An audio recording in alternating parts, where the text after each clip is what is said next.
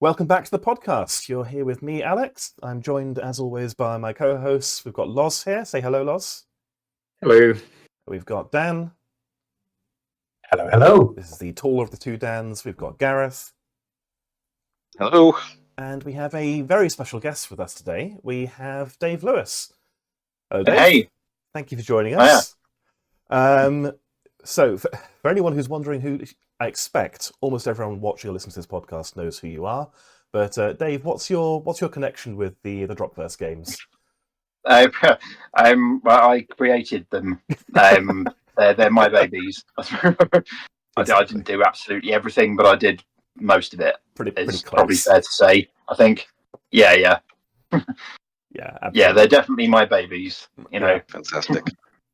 I think you're the celebrity in the setting, or with the two games, soon to be 3 and 4 games.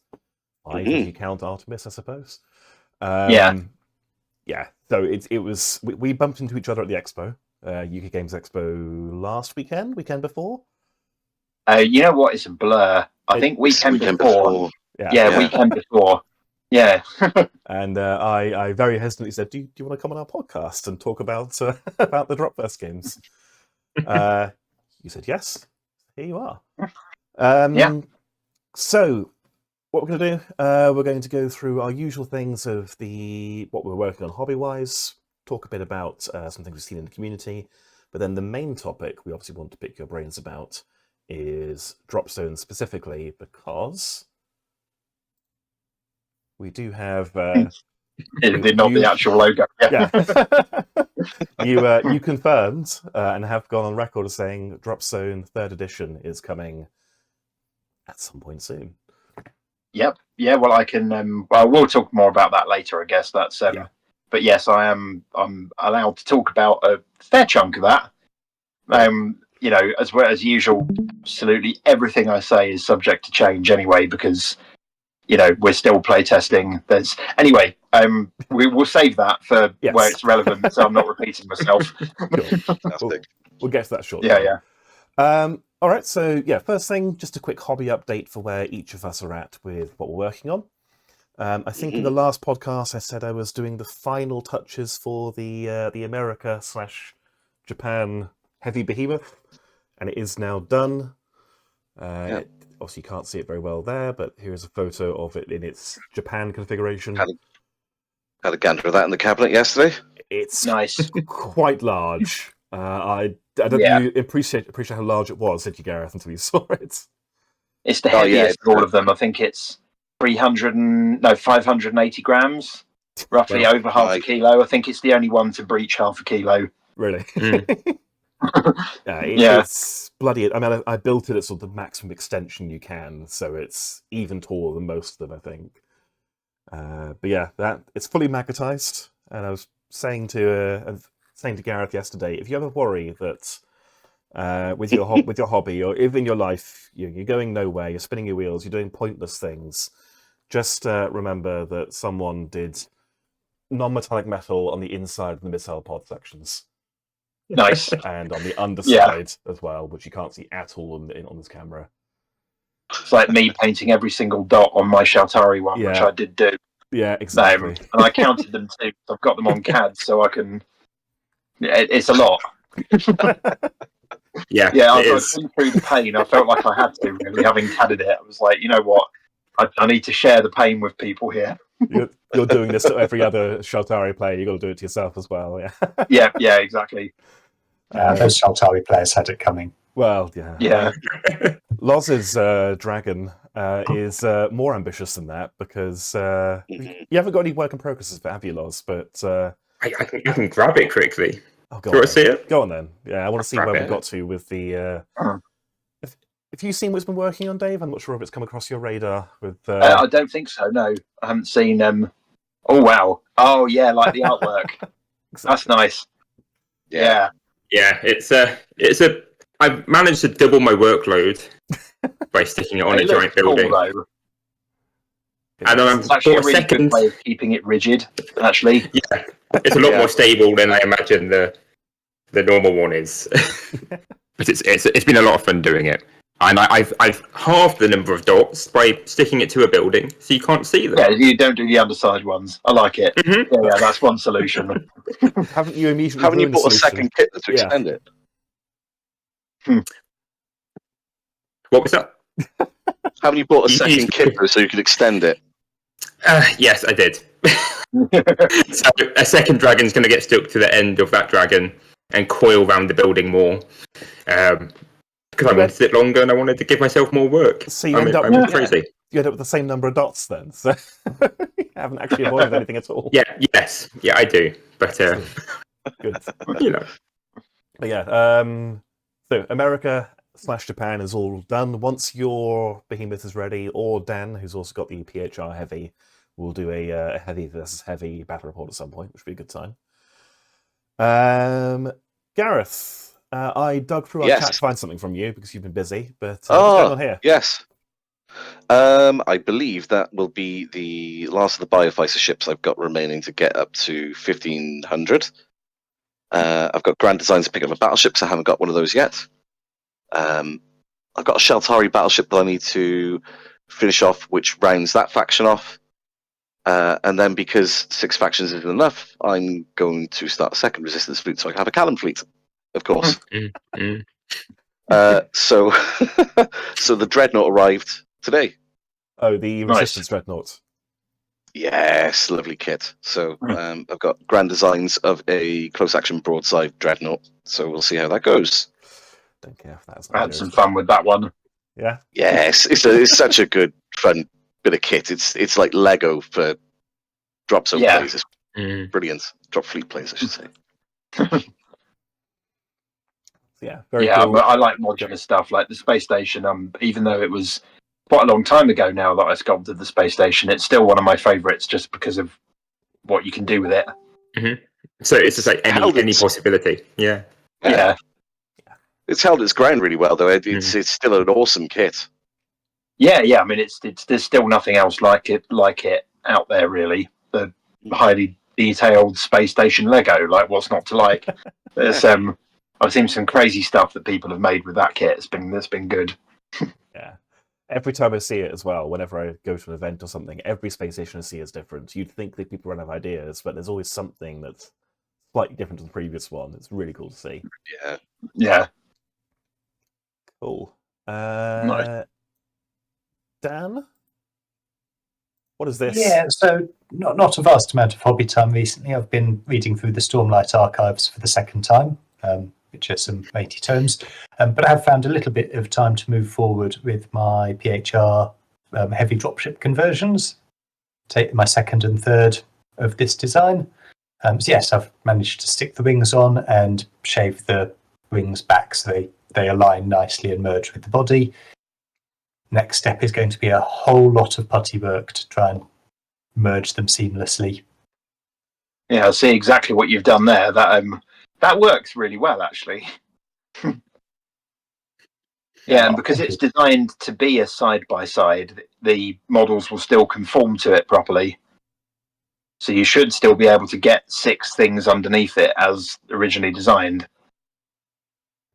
Yeah. So like I say, I've already done one like this. So I've got one fully painted. The Tiamat guns fit on perfectly. Anything I want to actually magnetize onto the bottom works. And yes, numbers 2 and 3. And I think I've depleted the UK stocks of this particular alt sculpt of Yeah, you need what? So 12 of them. No, 6. 6. Yes. Yeah. As I say, 2 in the morning wasn't kind to me last night, so yeah, getting climbed on, Daddy. Oh God. Not an ideal time for it. Yeah. But yeah, your entire zone army is made up of this alt sculpt, isn't it, Dan? All of your Neptunes. Yeah, so I've got 7 of the medium dropship, and this will take me to 3 of the heavy dropship. And I've also got a conversion planned of the Mercury drones to put the jets from the Apollo on it to match the style, rather than having the turbo fans. Nice. Cool. And then Loz. This is charming. I do Oh. like that picture. That's cute. Yeah, just using my lunch breaks properly, right? Yeah. The wild bullhorn appeared. Yeah. Yeah. Mhm. You don't need No, to there buy There half should be measures, some Steve. Attenborough somewhere. I was very excited by them, to be honest. After many Christmases ago, waiting for them to come out, finally we got them at the UK Game Expo, and I bought 3 of them straight away, and I want more. So I'm happy we're getting more fauna, and it was a lot of fun to paint, really. Nice. You're possibly taking a mostly fauna list next week, aren't you? Versus me, As much as I can. as much as you can. Yeah. Cool. Fantastic. While we're on the subject of that, actually, I might as well answer. I know a lot of people weren't sure whether the ones in Artemis will be playable, and yes, they will be. It's kind of an obvious answer. I'm surprised people have even asked because, like, we've made them as a plastic kit. Like, they're definitely going to have rules in Zone because it'd be really silly not to. But just to Yeah, put that one Christian. to bed, just in case anyone's wondering, the ones in Artemis will have rules for Dropzone at some point. Awesome. That's So what we like to hear. it's not just the Yeah, and walkers, obviously it's the PHR, obviously all the walkers will. You know, that's a given. But yeah, even the close combat weapons, you know, the melee weapons, they'll have rolls too. They might not necessarily be the best choice in Zone, but you'll be able to take them if you want. Oh, it's cool. Awesome. Yeah. Lovely. I'm looking forward to seeing those. I know, Dan, you're probably getting a set of 4 of them. Our other PHR players probably getting a set of them. And then, Loz, you're taking all the fauna. Yeah. They also Just actually, list, right? the Artemis walkers, they do fit under a Neptune as well. Oh, You nice. fit 2 of them under a Neptune. Okay. They're wider, but they're just a lot taller than the regular ones, so they do still fit. Ah, cool. And fluff-wise, they can do that because they've got quite lightweight armor and quite thin armor for their size. Yeah. Ah, Because they're designed for fighting monsters, not fighting tanks. I mean, Yeah, if they get shot okay. by a mass driver or a railgun, it is going to punch through their armor, I guess. Yeah, but they've got more damage points because they're bigger, you know. So they can be chipped away at more easily, but they do take some killing. That's where they're at the moment. Anyway, you can't be too long before you'll see rules for them. Actually, they're all written. They're just being play tested. Yeah. Anyway, Okay. sorry, I'll be able to butt in there. I'll shut up. No. Carry on. That's why Oh, you're here. Yeah. To tell us interesting things we don't already know. Yes, cool. So you'll see those bullhorns on the channel very soon. We'll bring up the scenario for them, which will be a good time. So those are our hobby updates. And then, Dave, have you got anything to show us? Yeah, I did have a hobby update actually. I don't get to do much hobby stuff if I'm honest, because it's always like, well, I could paint this model, or I could sculpt something new for the range, and it's always sculpt something new for the range because why wouldn't it be? Yeah. I don't have a lot of free time after like work and looking after a 4-year-old and all that. There just isn't much left. But I have a project on the go at the moment, which somebody in the office CAD'd. I'll be telling everyone what this is in a second anyway. What have I got here? That's very cool. Yeah. This is the back end, just a piece of the UM3 UCM rifle. There's a lot more to it than this. These are all raw prints at the moment, so they're just bits. Right. Just FDM prints, nothing particularly fancy, but fit for purpose for these. Like, there's a few other bits here. There's the front sight here. Oh, that's iconic. Yeah, that's amazing. Oh yeah. Yeah, that's there, and 2 halves. What I'm actually going to be doing with this, there's a few more bits to show off here. This is the end of the buttstock. This is that way round the bottom end, and there's storage for 3 grenades underneath it for the grenade launcher at the front.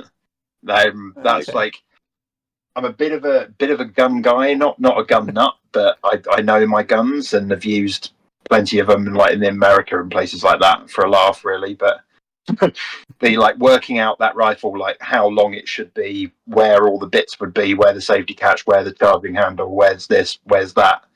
You know, there's obviously a bit of it's based on the P90, but there's a lot more to it than that, and it's full rifle length. When you assemble the thing, lay all the bits out, it's a lot bigger than a P90. It's like twice as big as a P90. Okay. There's the muzzle there, just the front bit. Nice. Yeah, Yeah, that's so. There's more. Like I've got the magazine and I've got all the stuff there. So basically, somebody canned it and sent me a picture of the print, and I was like, "Oh my god, that's cool! Like, do you want one?" Like, of course I want one. Yes. I definitely want one, please. So why aren't you already printing it? Yeah. Yeah. So what I'm going to be doing with it, I'm going to see if I can find a little like spy camera or something on Amazon, like a cheap one with a camera, a cord, and a little screen, and see if I can build that into that sight unit at the front, and a torch and a laser, because why not? Of course. Yeah. Just purely for fun, which is something that I don't really get to do very much. Like, I'll have some time over the summer, hopefully, maybe to work on it. It's going to take me ages because it's going to be like chip away, do a little tiny bit here and there, but eventually I'll get it done, and maybe I'll take it to a show at some point. Maybe Salute next year. People can pose with it. That'd be cool. That'd be very, very cool. Fantastic. Yes. Obviously, if you do it, you're going to have to make like a matching Scourge plasma rifle as well. That might happen. I mean, we've got obviously this is born off Strike Team, this thing, because we went into a lot more detail on all the guns for Strike Team, because obviously in Dropzone they're nothing, that you can just about see what it is, and it's 10 mil. But here, like we've had a lot of space to expand with the art and do a lot more work on the guns and everything, like the PHR ones, what type of ammunition they carry, how many rounds per mag, that kind of thing. Really like delving into it, which is I like getting into the nerdy details and stuff like that. Like those weapon posters that were on the Kickstarter, quite a lot of work went into those. But I think it's important for universe building, and especially here because it's one of the things that Strike Team can do that Dropzone and Dropfleet can't really do properly. Like, you could stick it in a rule book, but it doesn't really make sense because that doesn't matter. The difference between a carbine and a rifle in Dropzone is pretty negligible, whereas in Strike Team it's going to matter. Yeah, exactly. Like all the interchangeable barrel lengths and things on the UM3 and stuff like that is, I've covered that in quite a bit of detail, and it's one of the many fun things that players will get out of Strike Team and Battlezone is all the extra stuff like that.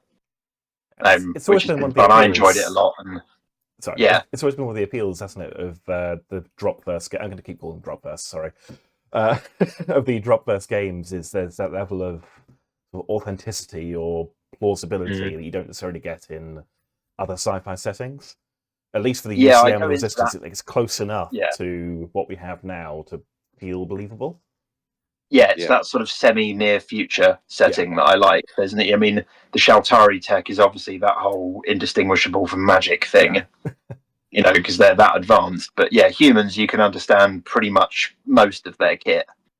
And there's like solid limitations on a lot of things they can do with things like FTL jumps, and like I delve into that quite a lot. And even the spaceships, like they're big, but they're not laughably big, I think. From a sci-fi perspective, like there are some universes that shall remain nameless where it's like the ship is 14 miles long, and it's like, well, that's great, but what is the point of a ground force if you have a 14-mile long spaceship? Yeah, I mean, it's just it's that kind of, why is those 100 men you're sending down even relevant when you've got a 14-mile long spaceship? Yeah, very true. But yeah, I mean, the ships in Fleet are big, but they're not stupidly, hilariously big. Like a frigate is a Empire State Building and a half on its end. Yeah, effectively. Okay. Because the one, the little sector pack with the Empire State Building and the New York pack. Yeah. That Empire State Building is perfectly in scale with the ships, and it even has the correct number of floors in it. I got a 1930s blueprint for it, and like laid it all out on top of it, so it's correct. That Empire State Building, as correct as I could make fantastic. It. Awesome. Which is daft, but if you want to picture how big the ships are, that's a good measure. The Dreadnought, the longest ship in the game is not a mile long, but getting close to it. One of the big Dreadnoughts kind of nearly a mile long, but not quite, which is quite a lot smaller than an Imperial Star Destroyer. Yeah. And that's a small Star Destroyer. So, again, it's that, like, where is the point of plausibility for size? And it was going with, well, you need to deliver millions of men planet side in order to actually feasibly conquer a planet. You're not going to do it with 5 platoons and 2. That's not going to do it. You're going to need millions of men, and you've got to get them down there, and you've got to protect them, and you've got the infrastructure around that. And you're talking about 12 major planets being leveraged in this, so they're going to be able to make quite a sizable fleet. So yeah, I get into that side of things a lot. It's incredible how much detail you go into, really, as well. I wonder if that isn't something you see across other other systems and other games, whether they go into that sort of nitty gritty of it. I try and offer that as much as I can, because I like it, but B, it frustrates me when I don't see it in other places. Yeah. Maybe you're just kind of like, well, that you haven't thought that through, or this doesn't, I can't say I get everything, but I try my best. Yeah, you're not going for realism, you're going for authenticity, I think is the phrase, isn't it? It feels real enough. It sounds weird as well, but because I've been doing it for so long now, like first put pen to paper in 2009, so that's nearly 16 years ago, which is nuts. Like it kind of feels real to me in some ways because I've been living it pretty much non-stop since then. So it's like the universe is up there, I suppose. It's yeah. Cool. Yeah, you know what I mean, anyway. Yeah, I know what you mean. Yes, thank you for showing the gun. We'll be very keen to see the gun when it is done. Yeah, you'll see some more. That won't be the last you see of it. Yeah. Hopefully, I should build a whole armory. Yeah, I mean, I might do it in a whole weekend. I might just, if I get like a free weekend in some mythical future, then I might just do it. And like behind me, you can't really see it from here. There's you just see the bow there. There's a Lego Titanic behind me. Nice. I got it. I've met somebody who was in B2B for Lego, and I managed to get a hefty staff discount on it, or I wouldn't have bought it otherwise. But I always wanted one, and I built that in 2 days, which was quite an intense 2 days. It's like 10,000 bits or something like that. Wow.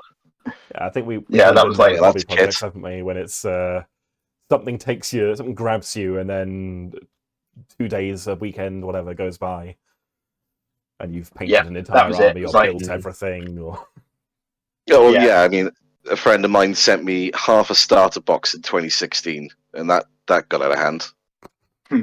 Yeah, a little bit. Yeah.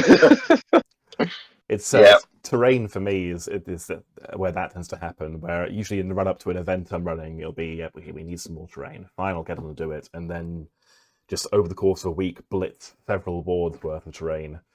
So everything along there is all terrain. I don't know if those boxes are visible up there, probably not, but they're all terrain. I can just about see it. Out through there, more terrain. I am getting to the point where I'm running out of space.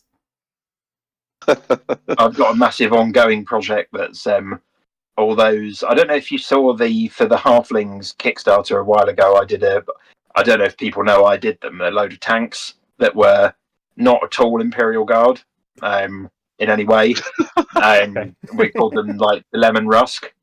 Nice. They're completely new designs, but they're obviously inspired by. Sure. And they're the same size as and everything. I've got a big bag of resin tanks, a very big bag of resin tanks, and I've been slowly cleaning up the bits, like week in, week out. Occasionally, like I bring a few. A friend of mine, I build his Forge World stuff for him. He's tetraplegic, so he can paint, but he can't build.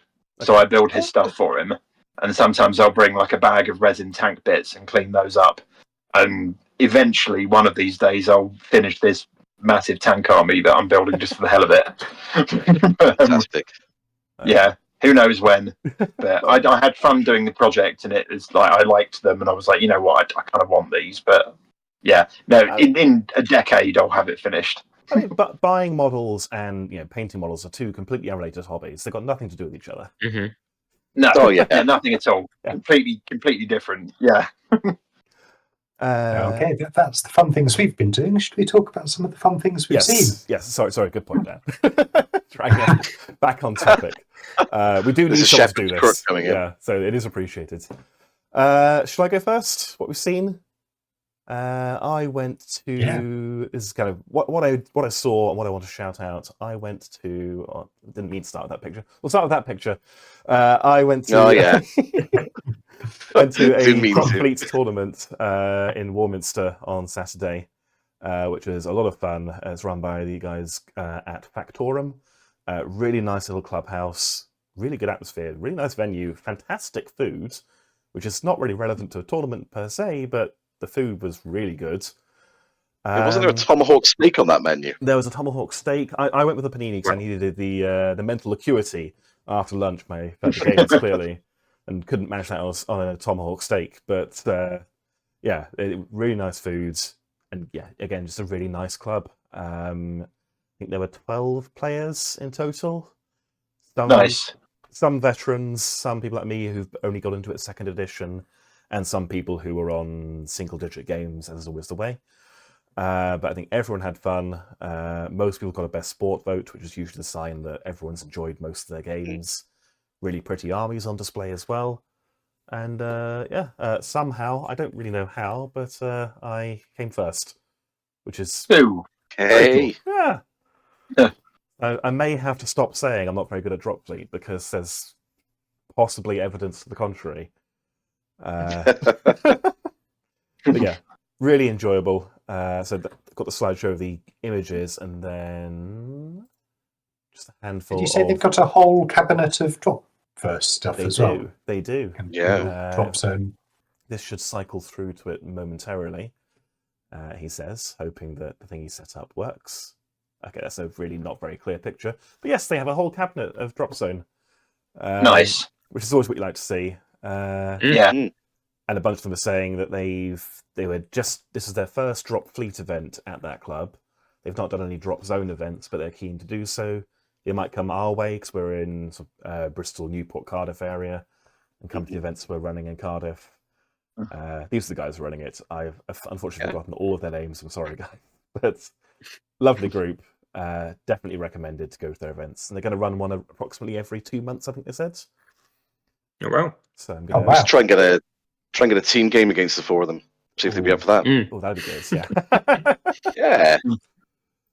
Well, I'll keep an eye out for the next event, and I will make sure we promote it, mention it in the podcast, and so on. Okay. That's my... that looks like a cool venue, though. I like the sofas. Right? It's like not playing chill on the sofas. Yeah, it's cool. It's nice. Yeah. There's a second floor as well. Everywhere you look, there's just wargaming paraphernalia. You've got like a clone trooper helmet there, and reenactment helmets on the cabinets on the other side as well. Yeah, really good vibe. Nice. Yeah, cool place. Yeah. So that's my shout out. This one is not my shout out, but may as well be. I think Lawrence and I both picked this. This is Prometheus. Is it Prometheus 7? That's in the Discord. When I first saw this, I almost scrolled past. It's like, I've seen Alex's army before, and actually it isn't. It's someone's taken Alex's color scheme and then improved on it and done these really awesome little detailings.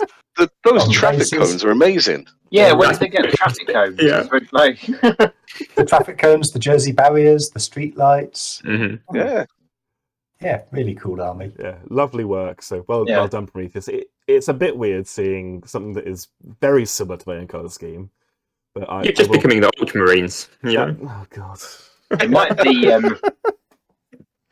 be 4D Model Shop. They make a lot of scale stuff for.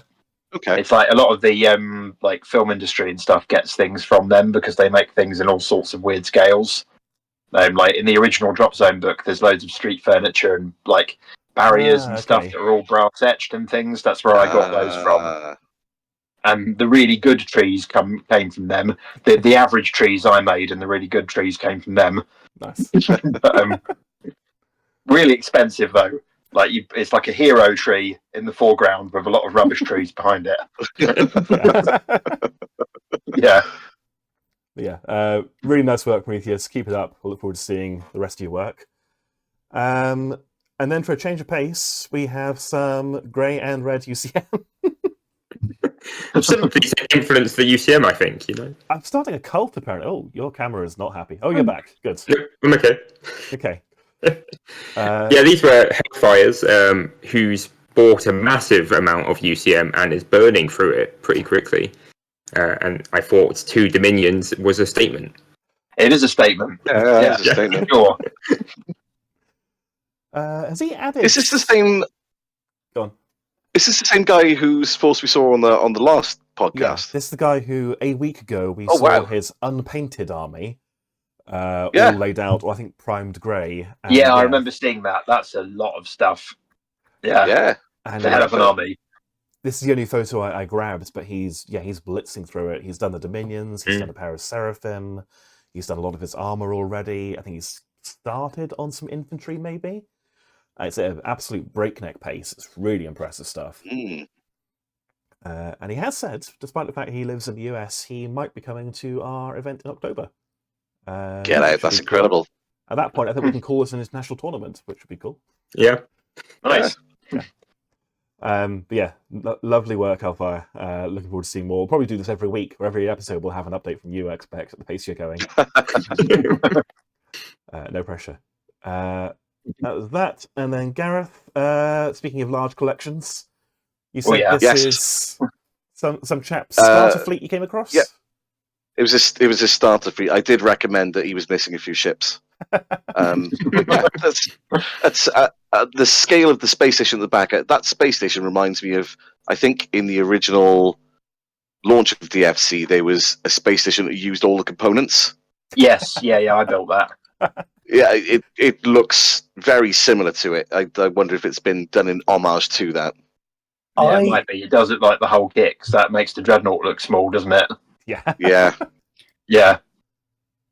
He's put a hole in the base so you can fly a capital ship into it and dock it. That's Oh, fantastic. that's cool. Okay, that's Yeah. very, very cool. Hmm. And very Yeah. intimidating, yeah. Are there any ships he doesn't have, do you think? I did have a sort of close inspection, and I didn't spot any, if I'm totally honest. Yeah, there's See, one Dreadnought, so technically the other Dreadnought's missing. Oh, no, if you're that's going to go, two. if you're going to go down that rabbit hole. I think That's there's it. 2 Dreadnoughts. Can I... Might So I go a can bit see weird. one. There's me pushing my Yeah, face to the that's- camera, zooming Oh this no! much more. Yes, there are 2 Dreadnoughts back there. I stand corrected. Yeah. Oh. 6 Yeah. battleships, I think. Mix of the old and new sculpts. Yeah. Yeah, Damn. Yeah. Yeah, Obviously, he's that's got a hell of a not the solar variants. He's got the version Yeah. 1.5 variants of the UCM ships. That's a lot. Yeah. That's a hell of a fleet. obviously Yeah. no plastic battle cruisers yet. So, Oh, that's what he's missing. Not done Yeah. yet, yeah. No, I think mine is the only assembled one in the world at the moment. Okay. Hey, We'll let him off. There's then. probably one gone off to get painted by now, actually, in fairness. So there's going to be at least 2 Okay. built ones. Nice. But yeah, this is by Philip, you said, Gareth?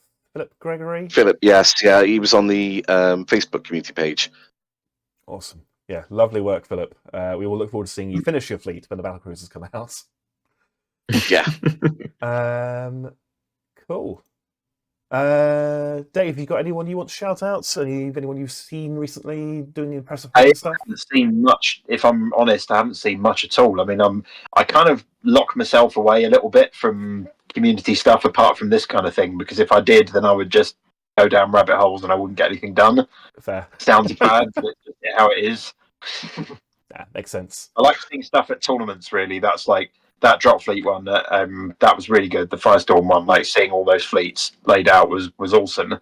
Yeah. I love that. Yeah. You know, Yeah, I prefer to good number see of players stuff in in that one. person at shows and tournaments and things. That's one of my favourite things about the job. I love that. I love it. Yeah, it's Yeah, nice when hopefully we can recreate that one, he says. Yeah. So, speaking of tournaments, this is just what we'll have on in the background while we're talking Dropzone. I just basically put a slideshow of photos from the tournaments we've run. So Nice. You'll just go through in the background. If you want me to pause it to talk about anything, just say. I can go back and forth between images. But yeah, this is a mix of Danger Close 3 and Danger Close 4, the past 2 we've run. which have been really successful events. The last one was 24 players, I think. That's losses nonsense. Yeah. It was good fun, the last one as well. I managed to get in and play that one, which was really good. Yeah, you were going into your second, third, and fourth Dropzone games, I think. Yeah, and I don't think I embarrassed myself, which I'm reasonably happy with. Yeah, I did very well. I got firmly put back in my place by Dan, but otherwise, that was well above my station. Epic game, though. It was really good. Dropzone feels like it's in a good place. Second edition's obviously been out for 5 years now. Longer, I think, actually. I think it was 2017 or 2018 that second edition came out. Wow, I think it's at the very end of 2017 or the start of 2018, I think. But I might be wrong. Yeah. A while ago. So it's been a while. Question is, obviously, we're talking about version 3. Why now? Why is this the right time for a third version of Dropzone? I mean, it's been second ed's been out for quite a while. There's obviously room. There's always room for improvement in any rule set. Not after that amount of time, things have changed a bit. Our capabilities to make things have changed. I'm back in kind of sole charge of the rules. I suppose that's part of it. So I've rewritten the whole thing. It hasn't all changed, but it's all in the same voice. In the same way that the fleet book is, like Dropfleet second ed. I wrote pretty much all the prose in there, but it's not all my rules. There's multiple people's work that I've taken in and rewritten and repackaged in a kind of consistent way. Done the same with Zone. So Zone 3.0, which I've written, it's being play tested. I won't say it's done because it's not done, but it's written and it's been written for some time. It reads out in order very, very similarly to Fleet Second Ed, so the two of them will be much more consistent together as two games. Okay. Both clearly by the same company and written in the same voice. I suppose that's one thing. There's a lot of things I wanted to do with the rules that I've never liked about Second. Some things I do like about Second, which we've kept. It's not all like, we have to, it's an evolution. Like every new edition is like that. There are certain things I feel strongly about that I've put in, and again, stuff might still change anyway. So anything that I say here about rules may well change anyway. Okay. And some of this is useful as a sounding board, actually, to see if every single person who hears something is like, "Oh, that's terrible! Please don't do that. That's an awful idea." If we see nothing but that, then maybe we know we need to look at it some more. So I find it useful to talk about rules to some extent, not too much because I don't want to give everything away. And again, you don't want to upset people with something that actually won't end up in the final version. Yeah. But I can give you some idea of the general direction we're going in. I'd like the game to be more competitive and more. There are certain things that got changed for rules reasons that don't make sense for fluff reasons, and they should make sense for both, in my opinion. Things like miniguns with flame, prime example. Like, they don't have flame. They're not flamethrowers. They're miniguns. If you're hiding in the basement, the minigun isn't going to get you. Sorry. Like, it just shouldn't. Like, that's the sort of thing that I feel very strongly about. Maybe you give the minigun another use, so it's not a completely useless weapon. It's interesting. But at the same time, it shouldn't have flame. Yeah, unless that's kind it's of what we've firing seen. special incendiary bullets, or whatever. But Yeah. In our because we've been playing, or Dan and Loz, I think, were both playing first edition, and then came into second edition. Is that right? Yeah. I was Dropzone curious, but never actually played it in first. Okay. And then second came out, and that was my jumping on point. Right. There was a point in first edition about a year and a bit before second ed came out, where Dropzone first ed was in a very good place. Like, it was extremely balanced. It was very competitive. Like, we had the last invasion we did, I think we had about 40 players or so, 40 to 50, I can't remember exactly. It was a big tournament. But all 5 factions finished in the top 5. There was one of each. Oh, that's cool. Yeah. And they were all good players. And seeing that, and every list that was played was a really balanced, normal-looking army. Like, it wasn't like stacked with some random unit. It wasn't, oh, you must take this or you can't win. They were, when you look at them, they were what I'd call unremarkable armies. You see it and you're like, okay, but those were the 5 that won that tournament. Yeah. Or came in the top 5. Anyway, I think UCM won for what it's worth. But it's that's the place that I want the game to be in. Every faction needs to be equally competitive. I mean, some perhaps harder to win with than others, but if you're a good player, Shaltari, prime example, but every faction should be competitive and should have a decent shot at winning. There shouldn't be any useless units that are just worthless and you don't take them. And there also shouldn't be too many auto-includes. I mean, a Condor is auto-include, perhaps. You can let but, transports there's off, not can't many... you? there's not many things that should be like, oh, you must take 6 of these or else you're going to lose. I don't like that in a game, and I try and avoid that if possible. Dropzone, by its nature, is quite good for that because you can't really stack your list with any one thing because you're just going to lose in other departments. You need balance to have an effective drop zone list, and it should always be like that. But I want the game to be in that place. There wasn't a lot of ambiguity with the rules. There wasn't like, as a TO, you had very little work to do at that tournament. It was, everyone knew what they were doing. It was pretty black and white. There was like a couple of, I don't know what to do here. Like, that comes up, of course, but it didn't come up a lot. Yeah. That's the kind of place that I want the game to be in. And to have recapture some more of the kind of tense. It's what I call secret sauce in a game, that it's very hard to put your finger on where it comes from and what exactly it is. But there's a lot of games of Dropzone I played where like it came down to the last couple of dice rolls on the last turn, and it felt very cinematic. And there were lots of like, oh, is he going to make it? And like that's gold. Like, the more of that, the better in games, and that's the kind of thing that I've always want to put in any game that we do. So that's something that I want more of in third. That's probably a long-winded and roundabout answer, but hopefully that's No, that segues beautifully onto the next question, actually. So what are the overall feel, the overall vibe that you're aiming for with third edition? So you've obviously spoken about the tight, the competitive, the cinematic moments, but what's the other things, the other feelings that you want the rule set to push into the foreground? Sort of a tightness of things. I don't know. It's I'd like it to feel more like First felt when First was at its peak.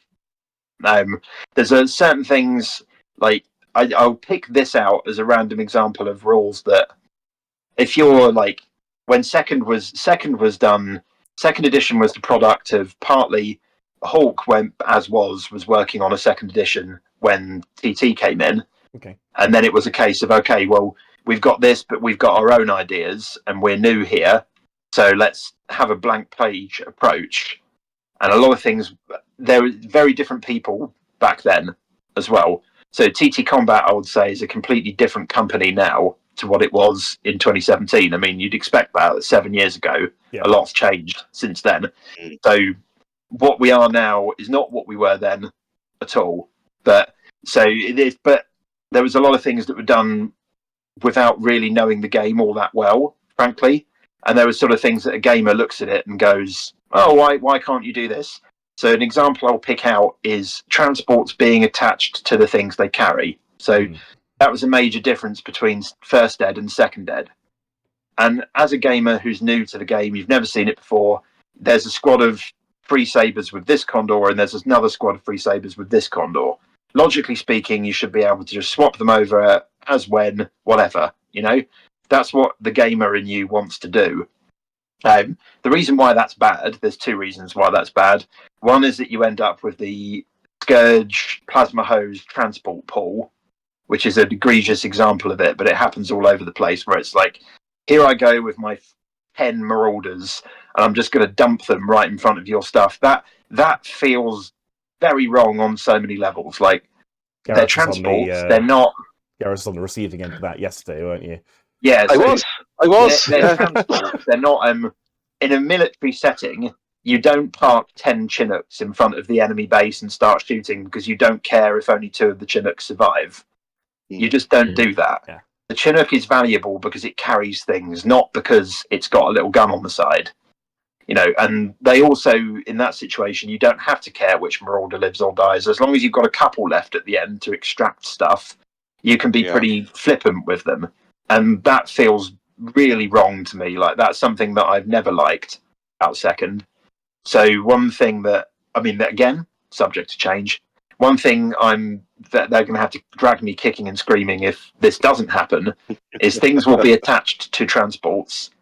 That is important because it introduces a whole ton of cinematicness and also importance of certain units. Like the Condor that carries the bears that are near the objective at the back, say. That Condor is a cheap unit. It's only whatever points it is, not a lot of points, but it's incredibly valuable to you. You need that Condor to survive. So because of that, you've got to protect it with some AA. The enemy then have a reason to shoot it down with fighters. That one matters. It's not just like, oh, I don't really care, whatever. But on the flip side, I have brought in command points like there are in Fleet. This is something and one of the things and currently one of the things you can do with command points is swap transports. So you can still do it, but you can do it in a limited capacity and you have to pay for it. And your command and control structure has to be alive for you to be able to do it.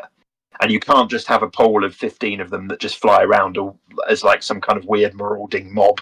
That's that's not how it works. But you do have some flexibility. You can have, I guess it kind of makes sense, doesn't it? You can have your commander say, yeah, I know you normally transport red squad. Yes, exactly. Go pick up blue squad because they need to be that's exactly it. The commander goes on the radio and goes, forget your chalk. They're not your chalk anymore. Go here. Which is, again, how it works in the real world, I imagine. It's an opportunity cost. It costs a command point, which is kind of a nebulous meta resource, I guess, for your overall command competence and where you can your commander's time and ability to direct a certain amount of the battle at any one time, really. So better commanders can do more, as they can in Fleet.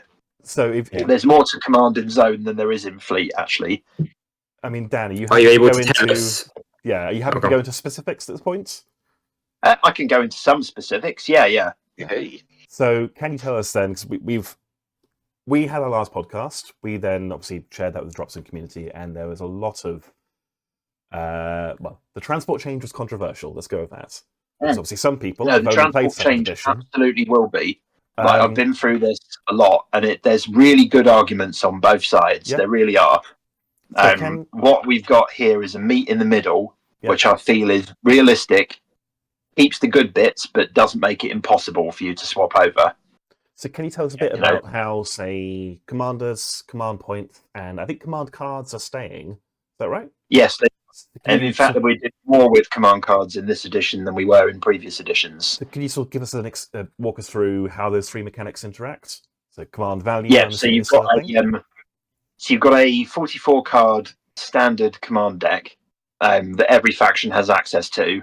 That will have stuff like espionage and all the normal cards in that are like non-faction specific.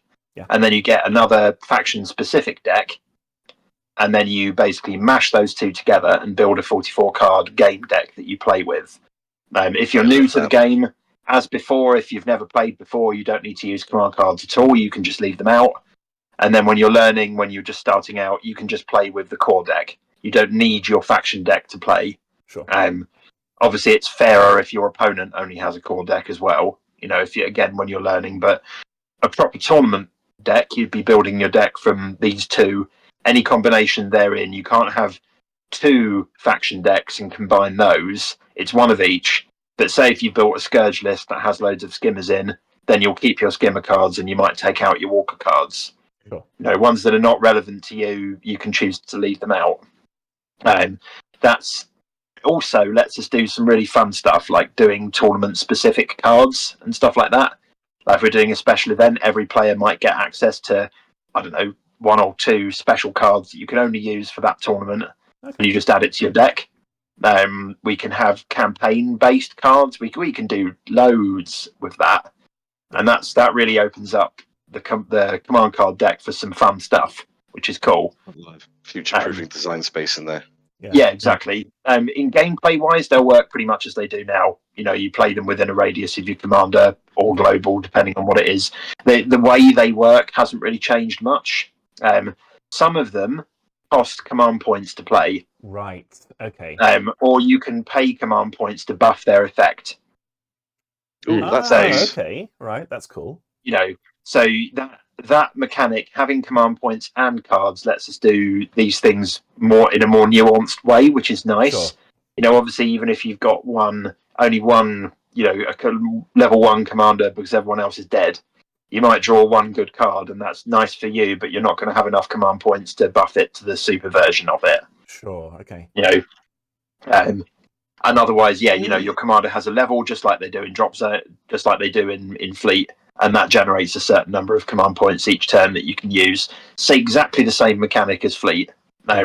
This is what I'm mentioning about the consistency thing. The wording is almost identical between both games. You play one, you know how it works. You play the other one, you know how it works. So there's a lot of that sort of thing being done. The commander part of Dropzone Commander is really is important, and I'd say probably more important than it is in Fleet. Okay. What your commander does, where your commander is, how high rank they are, etc. That stuff's going to matter, and cards matter as they always have done.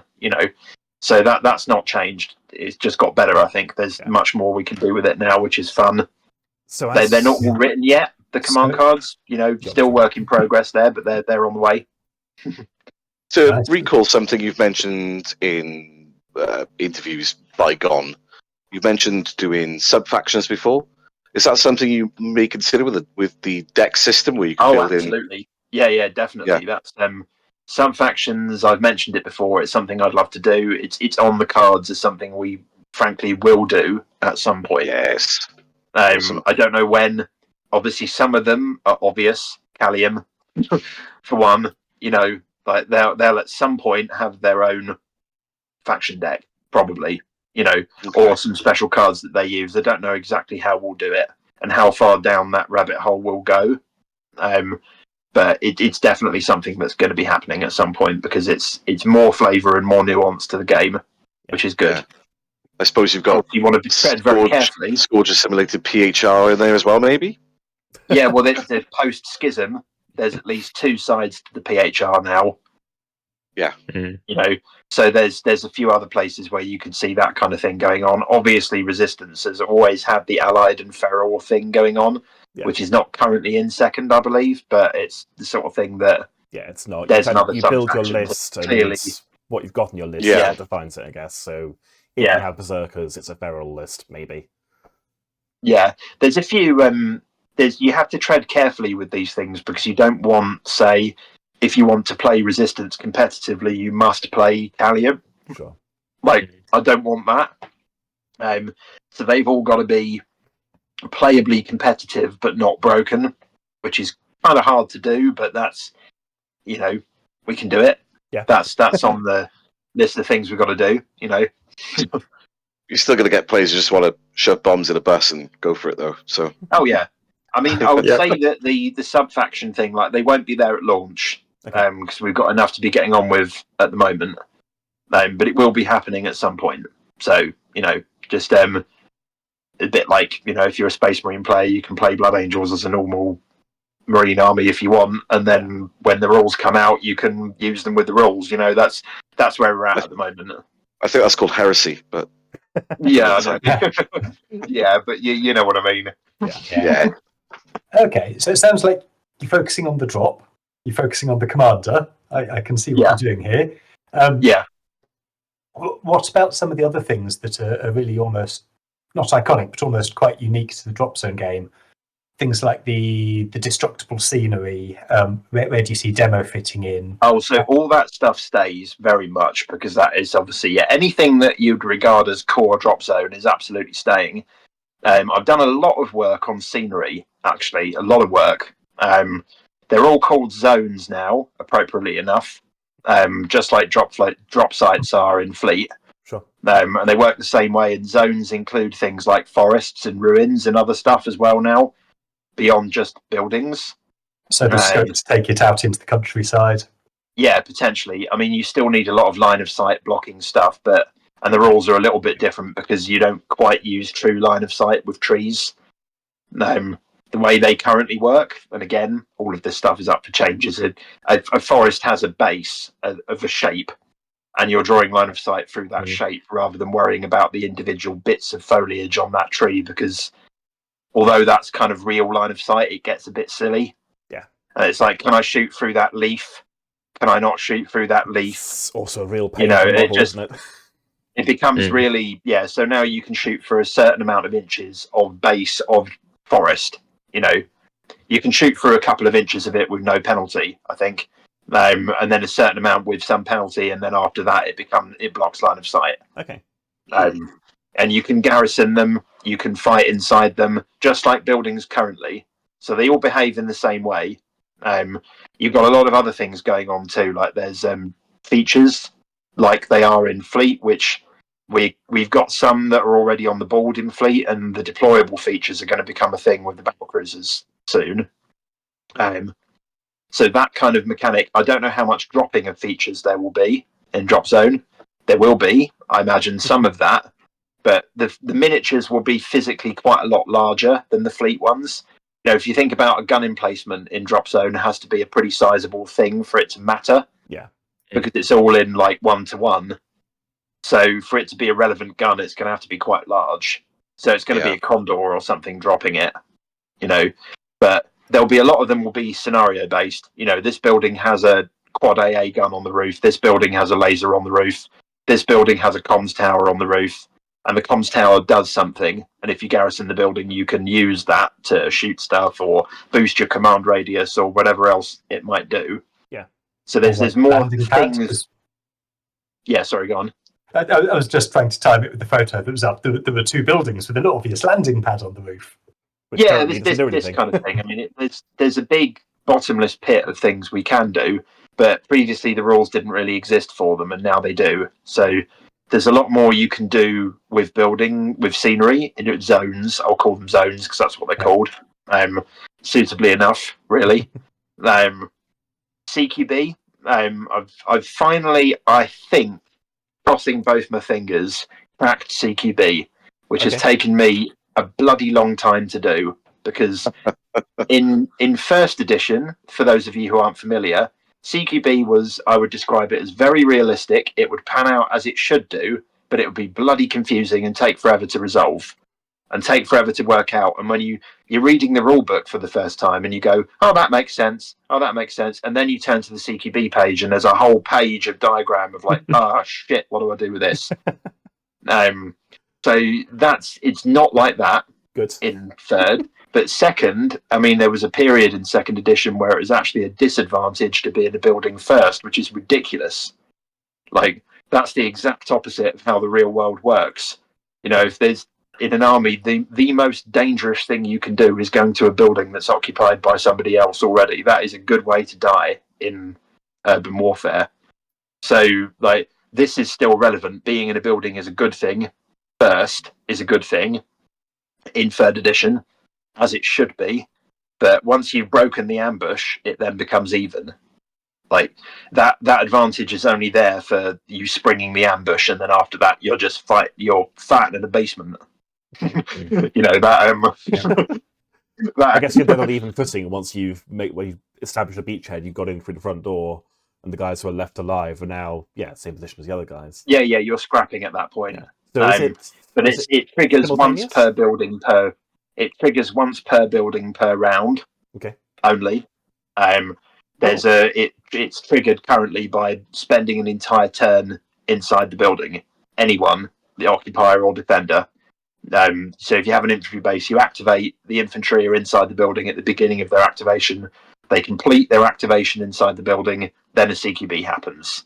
That's how it's triggered at the moment. The way it's worked out is a lot simpler than it used to be, but the end result is more or less the same 95% of the time to how it was in first. So infantry now have CQB values again. They have attack. They have offense and defense. And if you think about it, this is the John Wick with an effing pencil thing. Like in the open, the pencil is worthless. You know, in the open battlefield, it doesn't do anything. There's no point having a weapon profile for John Wick's pencil. But when he's inside a building, that pencil is lethal. Right, okay. You know, so it's much more down to who's wielding it than what the actual gun is in CQB. You know, in an open battlefield, yeah, a good marksman with a sniper rifle is going to be better than a bad marksman with a sniper rifle. But end of the day, it's a sniper rifle. So for It's going to CQB kill then, people from a long way away. are you busy abstracting what they're armed with and just saying Spec Ops have, say, a high attack value? It doesn't really matter if they're Yes, doing exactly. SMGs or grenades or whatever.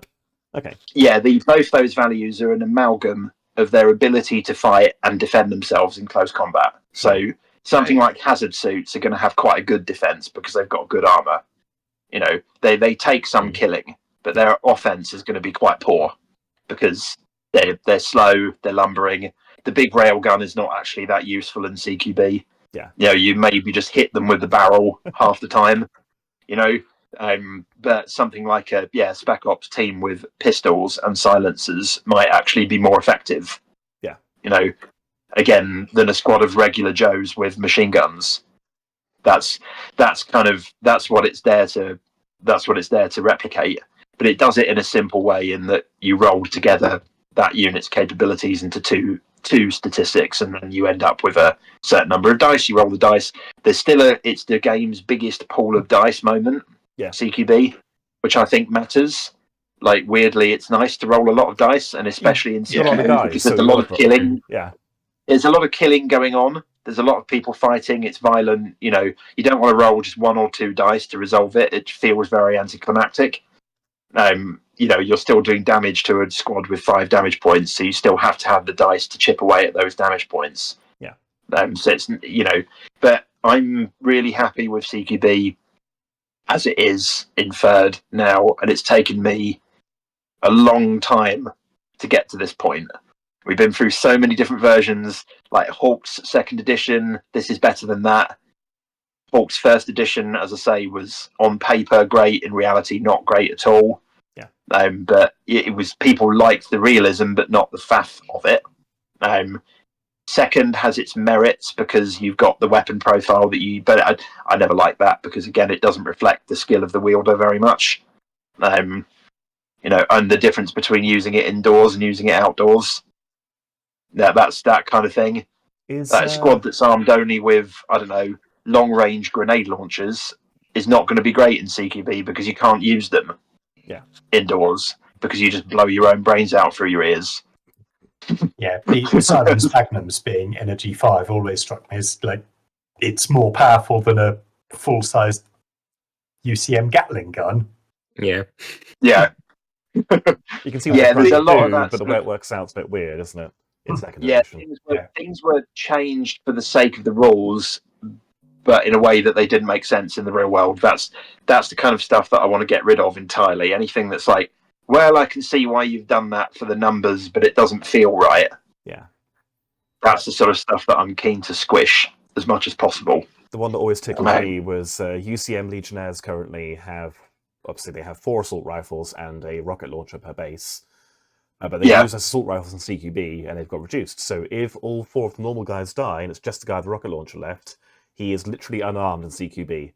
He can't even draw a sidearm. He can do literally nothing in melee combat. You do literally nothing. Yeah, he can't pick up his buddy's rifle, doesn't have a pistol. And again, you can see why, because it makes the mechanics work, but it's, what's the phrase for it? Cognitively dissonant, I think? Yeah, those it doesn't quite those like kind of head-scratching moments, you want to eliminate those as much as possible. Is that a cat there? That is a cat. You're not helping. Nice. This is Horus. Oh, hello, Horus. You don't want to be held? I didn't realise it was Horus. Okay, goodbye, Horus. Fantastic. So it sounds like CQB is going to be a bit of a meat grinder, and it's going to be a slog for units to assault. What about Praetorians and the other kind of rapid inserting infantry? Are they still going to have the kind of the kick in the door and storm in better than other? Yes, yeah. The fast roping and various things like that are still in the game, and are still an advantage. you can negate. I think the way, again, don't quote me on this because I might be wrong. It's been a while since I've checked that particular rule, but I think that negates occupier's advantage as well, because they've set up the ambush carefully around the front door, and you've come in through the roof. Yeah. And dropped in grenades as you've gone because you're skilled and trained. That's the sort of thing where you can use rules like that. And Spec Ops obviously kick ass anyway, as you expect them to. A squad of Legionnaires isn't going to last very long against Sirens. The relative killiness of them is pretty much the same as it was in First Ed, really. Like, you can expect this to kill about this many in this amount of time is very similar to how it's pretty much always been, really, or how it should always have been anyway. But that's, So that's a point, actually. Are you touching any of the sort of broader core mechanics, like, say, do energy and armor still work the way they do in second edition? Yes, energy and armor. The numbers have changed. Sure. Okay. The numbers have changed again, which is something it's funny. I still think in First Ed numbers a lot of the time. But they've changed again so that everything is on a scale of 1 to 10. Okay. There's a few other ways that's achieved. So the highest energy is currently 10 instead of 14 or whatever it goes up to. But there's a different scale for small arms. But again, I don't really want to go into that too much because it starts getting too nuanced with the rules, and it's too early for me to go into that amount of detail. But they make more sense as two sets of numbers, energy armor, but ultimately it's the same base mechanic. You're just moving the numbers. You're just moving the numbers around, but the end result is the same. Like, roll to hit, roll to get through armor, target. Yeah, you can expect a hunter to do the same thing against the saber that it's always done against the saber. That kind of really core stuff. I don't like messing with that unless there's a really good reason to, and there isn't because it works. Yeah. So. Stuff like evasion, active countermeasures, passive, they're staying the same then? Yeah, all of that stuff like active countermeasures is still massively important and part of the game, and a huge fluffy justification for how ranges are limited, which is really important to me because otherwise that railgun ought to have an infinite range. Otherwise, yeah, I mean it does, unless they have actives. Yeah, and it does. Yeah, otherwise without any countermeasures.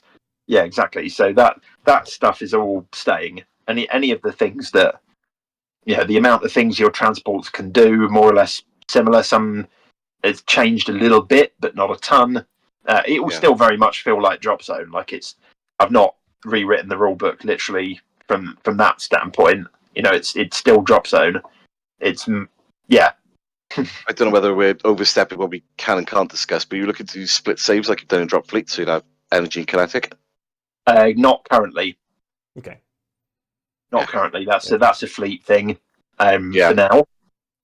Yeah. I guess again, unless somebody would have to come along and massively convince me as to why we should be doing that in Zone. Yeah. Okay. Ultimately, in Zone, it's kind of reflected in the ranges anyway. Like an energy weapon will tend to, active countermeasures won't work against an energy weapon most of the time. So it's already baked. It's baked in. The difference between those two things. In Fleet, it was a really big way of getting rid of all those point defense rolls. Because those point defense rolls really bogged down first edition of Fleet. Like the amount of time you wasted doing that, and kinetic and energy is a big way round that whole thing, and it was a new thing for Fleet second. Yeah. So basically, there's a lot of obviously Zone 3.0 has a lot of efficiencies as well in it. A lot of little eliminating certain dice rolls where you really don't need to, but there used to be two. All those little things that would slow the game down. Zone didn't have as much of a problem as Fleet did with game length. Like first edition, even, which had some pudgy stuff in it. First edition, we never had an issue with finishing games at tournaments for first edition. Yeah. Or second edition, But again, efficiency is good. Anywhere you can have efficiency, you put it in. As long as it doesn't take anything away from the game, which I'm obviously not keen to do. I don't want to simplify things too much, but it's the case of, well, do you really need 2 dice rolls here? Can we do it with just 1? Yeah. That kind of thing. There's a lot of those changes dotted around all over the place, and they improve things a fair bit. So would you say this is as radical a change as, say, Fleet 1 to 2 was, or is it less, more of a tidy up? I don't know. I think it will, certain things will play differently. I wouldn't say it's probably in the middle. I think it's hard to put my finger on that exactly. There's a lot of pretty big changes, but at the same time, it will still feel like Zone and play like Zone, and it won't shock players in a bad way. I hope. Yeah. It's a lot of it will be like, yeah, that makes sense. Oh yeah, I can see why you've done that. Certain things like the transport thing is going to be the endless debate, and it's been a debate for the last 15 years. Yeah. Literally, it's a debate that will never entirely go away, because there's some people who have died in the wall one way, some people who died in the wall the other way. A lot of people who feel you should swap transports willy-nilly are people who haven't played much, or people who haven't experienced the game played that way. Yeah. Instead, because it has a ton of merits when it comes to the fun and tacticalness of the game, which is something that I'm keen to keep and have more of, really. Yeah. I guess certain another things big obviously for in change. second Behemoths are still there. Those rules aren't completely finalised yet, but you can expect Behemoths to perform broadly similar to how they do at the moment. Cool. There are obviously some later rules anyway, Behemoths, because they were brought in quite late. Yeah. In second Ed's cycle, so they're not going to be radically, completely changed. And there seems to be a fair amount of Behemoth play going on there from what I can see from all these lists. But what's good to see, though, and this is important, is that there aren't Behemoths in every list. Yeah. No. Like, if you see Behemoths in every list, then we know we've got problems. Yeah. That's I don't want 40k. I don't want it. There you go. I don't want it to turn into that. Let's say I don't want it to be, oh, you must have a heavy Behemoth. Like, no. It should be like Fleet is with Dreadnoughts. Like, you can absolutely take one, and it is competitive, but it comes with downsides and some scenarios you're going to struggle with. It's a choice that you make as a player, and that's good. Like, I want to keep that. Yeah. One of the things that we've changed a fair bit between editions is fast movers. Where are you aiming for fast movers to? I was going to say to land. Fast movers still move very fast. They loiter to a certain extent. Fast movers, the rules are kind of a halfway between first and second. I'm happy with how they are at the moment. They spend longer on the table as miniatures than they... In first, that was the major problem with them. You almost didn't need the miniature. You could have just used a token, and that's boring. When you've got these beautiful models, you want them on the board. So they spend more time on the table, but at the same time, they are very fast, and you can fly high and low, so you can fly over buildings and stuff like that if you're flying high, but you can only hit other things flying high. So that's good for interceptors and things like that. It's good for getting away from areas. So there's a few things you can do with fast movers that you couldn't do before. They are fun, they're useful, and I've always thought that any list should have a couple of them in, because they're your best light dropship killer. Late game, you need to snipe that Raven. That's your fast movers. That's the kind of role that, again, that Condor that's hiding behind the building at the back waiting for the bears to come out. That Condor is prime fast mover target. That's their role.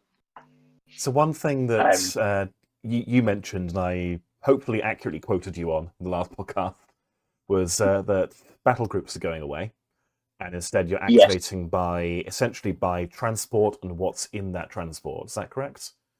Yes, that's right. So got it right. You often end up with de facto battle groups, because if you have, say, a heavy transport with like 2 or 3 squads sharing that transport, they all activate together. Sure. Which is going to be broadly similar to a size of a lot of battle groups in previous editions. Yeah. In general, you'll end up with a few more activations per turn than you used to get. There are pass tokens now, like there are in Fleet. Yeah. Again, that's a Fleet zone consistency thing. So the two of them, how it works in Fleet, that's how it works in Zone as well, more or less, with the difference between things pulling up with shared transports and stuff like that. Obviously, that is a buff for heavy dropships as well. Heavy dropships have never seen enough gameplay, in my opinion. Never. Okay. In first or second, they don't see enough play. I never leave home without but two this- albatrosses. Minimum. Yeah, I mean, it's nice to see them, and I always Yeah. like to see a heavy dropship because it's Yeah. but they'll they're obviously quite good because you can pull a lot of things late game, especially they become quite powerful because obviously you get to activate more at once, which is good. I quite like using Gaia as well because you can do some interesting late game teleporting stuff with the amount of things that they can sort of pull. Exactly. This kind of thing, and it also, because transports have to be taken full as well, which I think you might have mentioned before. That's very important because as well that means we can then do things like make heavy dropships, especially unarmed ones, really cheap. You could potentially have a situation even where an albatross costs no points. That's an extreme example, but there might be. I don't know how far down that route we want to go. That's a balancing thing, but it lets us do that because you still have to have the whole squad to take that albatross in the first place. That's going to be fun. I think. I'd like to see them played more, but they won't dominate because they're all your eggs in one basket, which carries with it a bunch of downsides, like it always has done. Yeah. Obviously, the bigger the game, the more you can use them more freely. Now, I think maybe with all the efficiencies, Zone might be a 2,000 point tournament game now. I don't know. Okay. It's not necessarily a goal of this edition. It's not like we want players playing 2,000 points. That's not the discussion, but it might be that things are efficient enough that we can actually do slightly bigger armies, but we might not. That's not a thing that I'm super keen to shove in See or where it anything. lands, I But suppose. Yeah.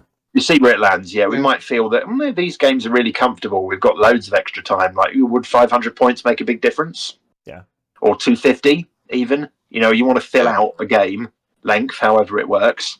I don't know how much more efficient all the changes will be in practice when you actually see a lot of games played. That's the sort of thing that we'll see later, but we'll be keeping an eye on it anyway. And other TOs will want to do their own thing anyway. So on transports, how are the new Sheltari going to work? Are they will work the same? So they pull like they always have done. So the Sheltari are kind of back. Pull the rules. Okay. Yeah, so Sheltari are kind of back to having the advantage that they used to have in that they're the only faction that get a pool of transports, but it's okay with them specifically because they're not armed relevantly. They don't all have plasma hoses. They don't all have, and obviously the ones that are armed, stuff like Hydrakes and other things, they're an auxiliary transport, so they're taken as a unit and they're activated as a unit rather than as part of the transport pool. So the gate pool is pretty much just Gaia's, Spirits, and Edens that don't have any extra weapons. So you don't get to do that big alpha strike of it's just not a thing with Sheltari. Yeah. Okay. Which is deliberately why they were originally designed with no significant weapons, because it would result in that whole thing that I've always been keen to avoid in the game because I just hate seeing it. It's Marauders and Lifthawks, the other offender, I think, of basically Lifthawks.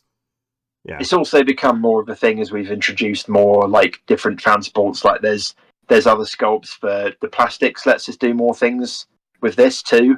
Things like you imagine losing transport slots for weapons on certain dropships.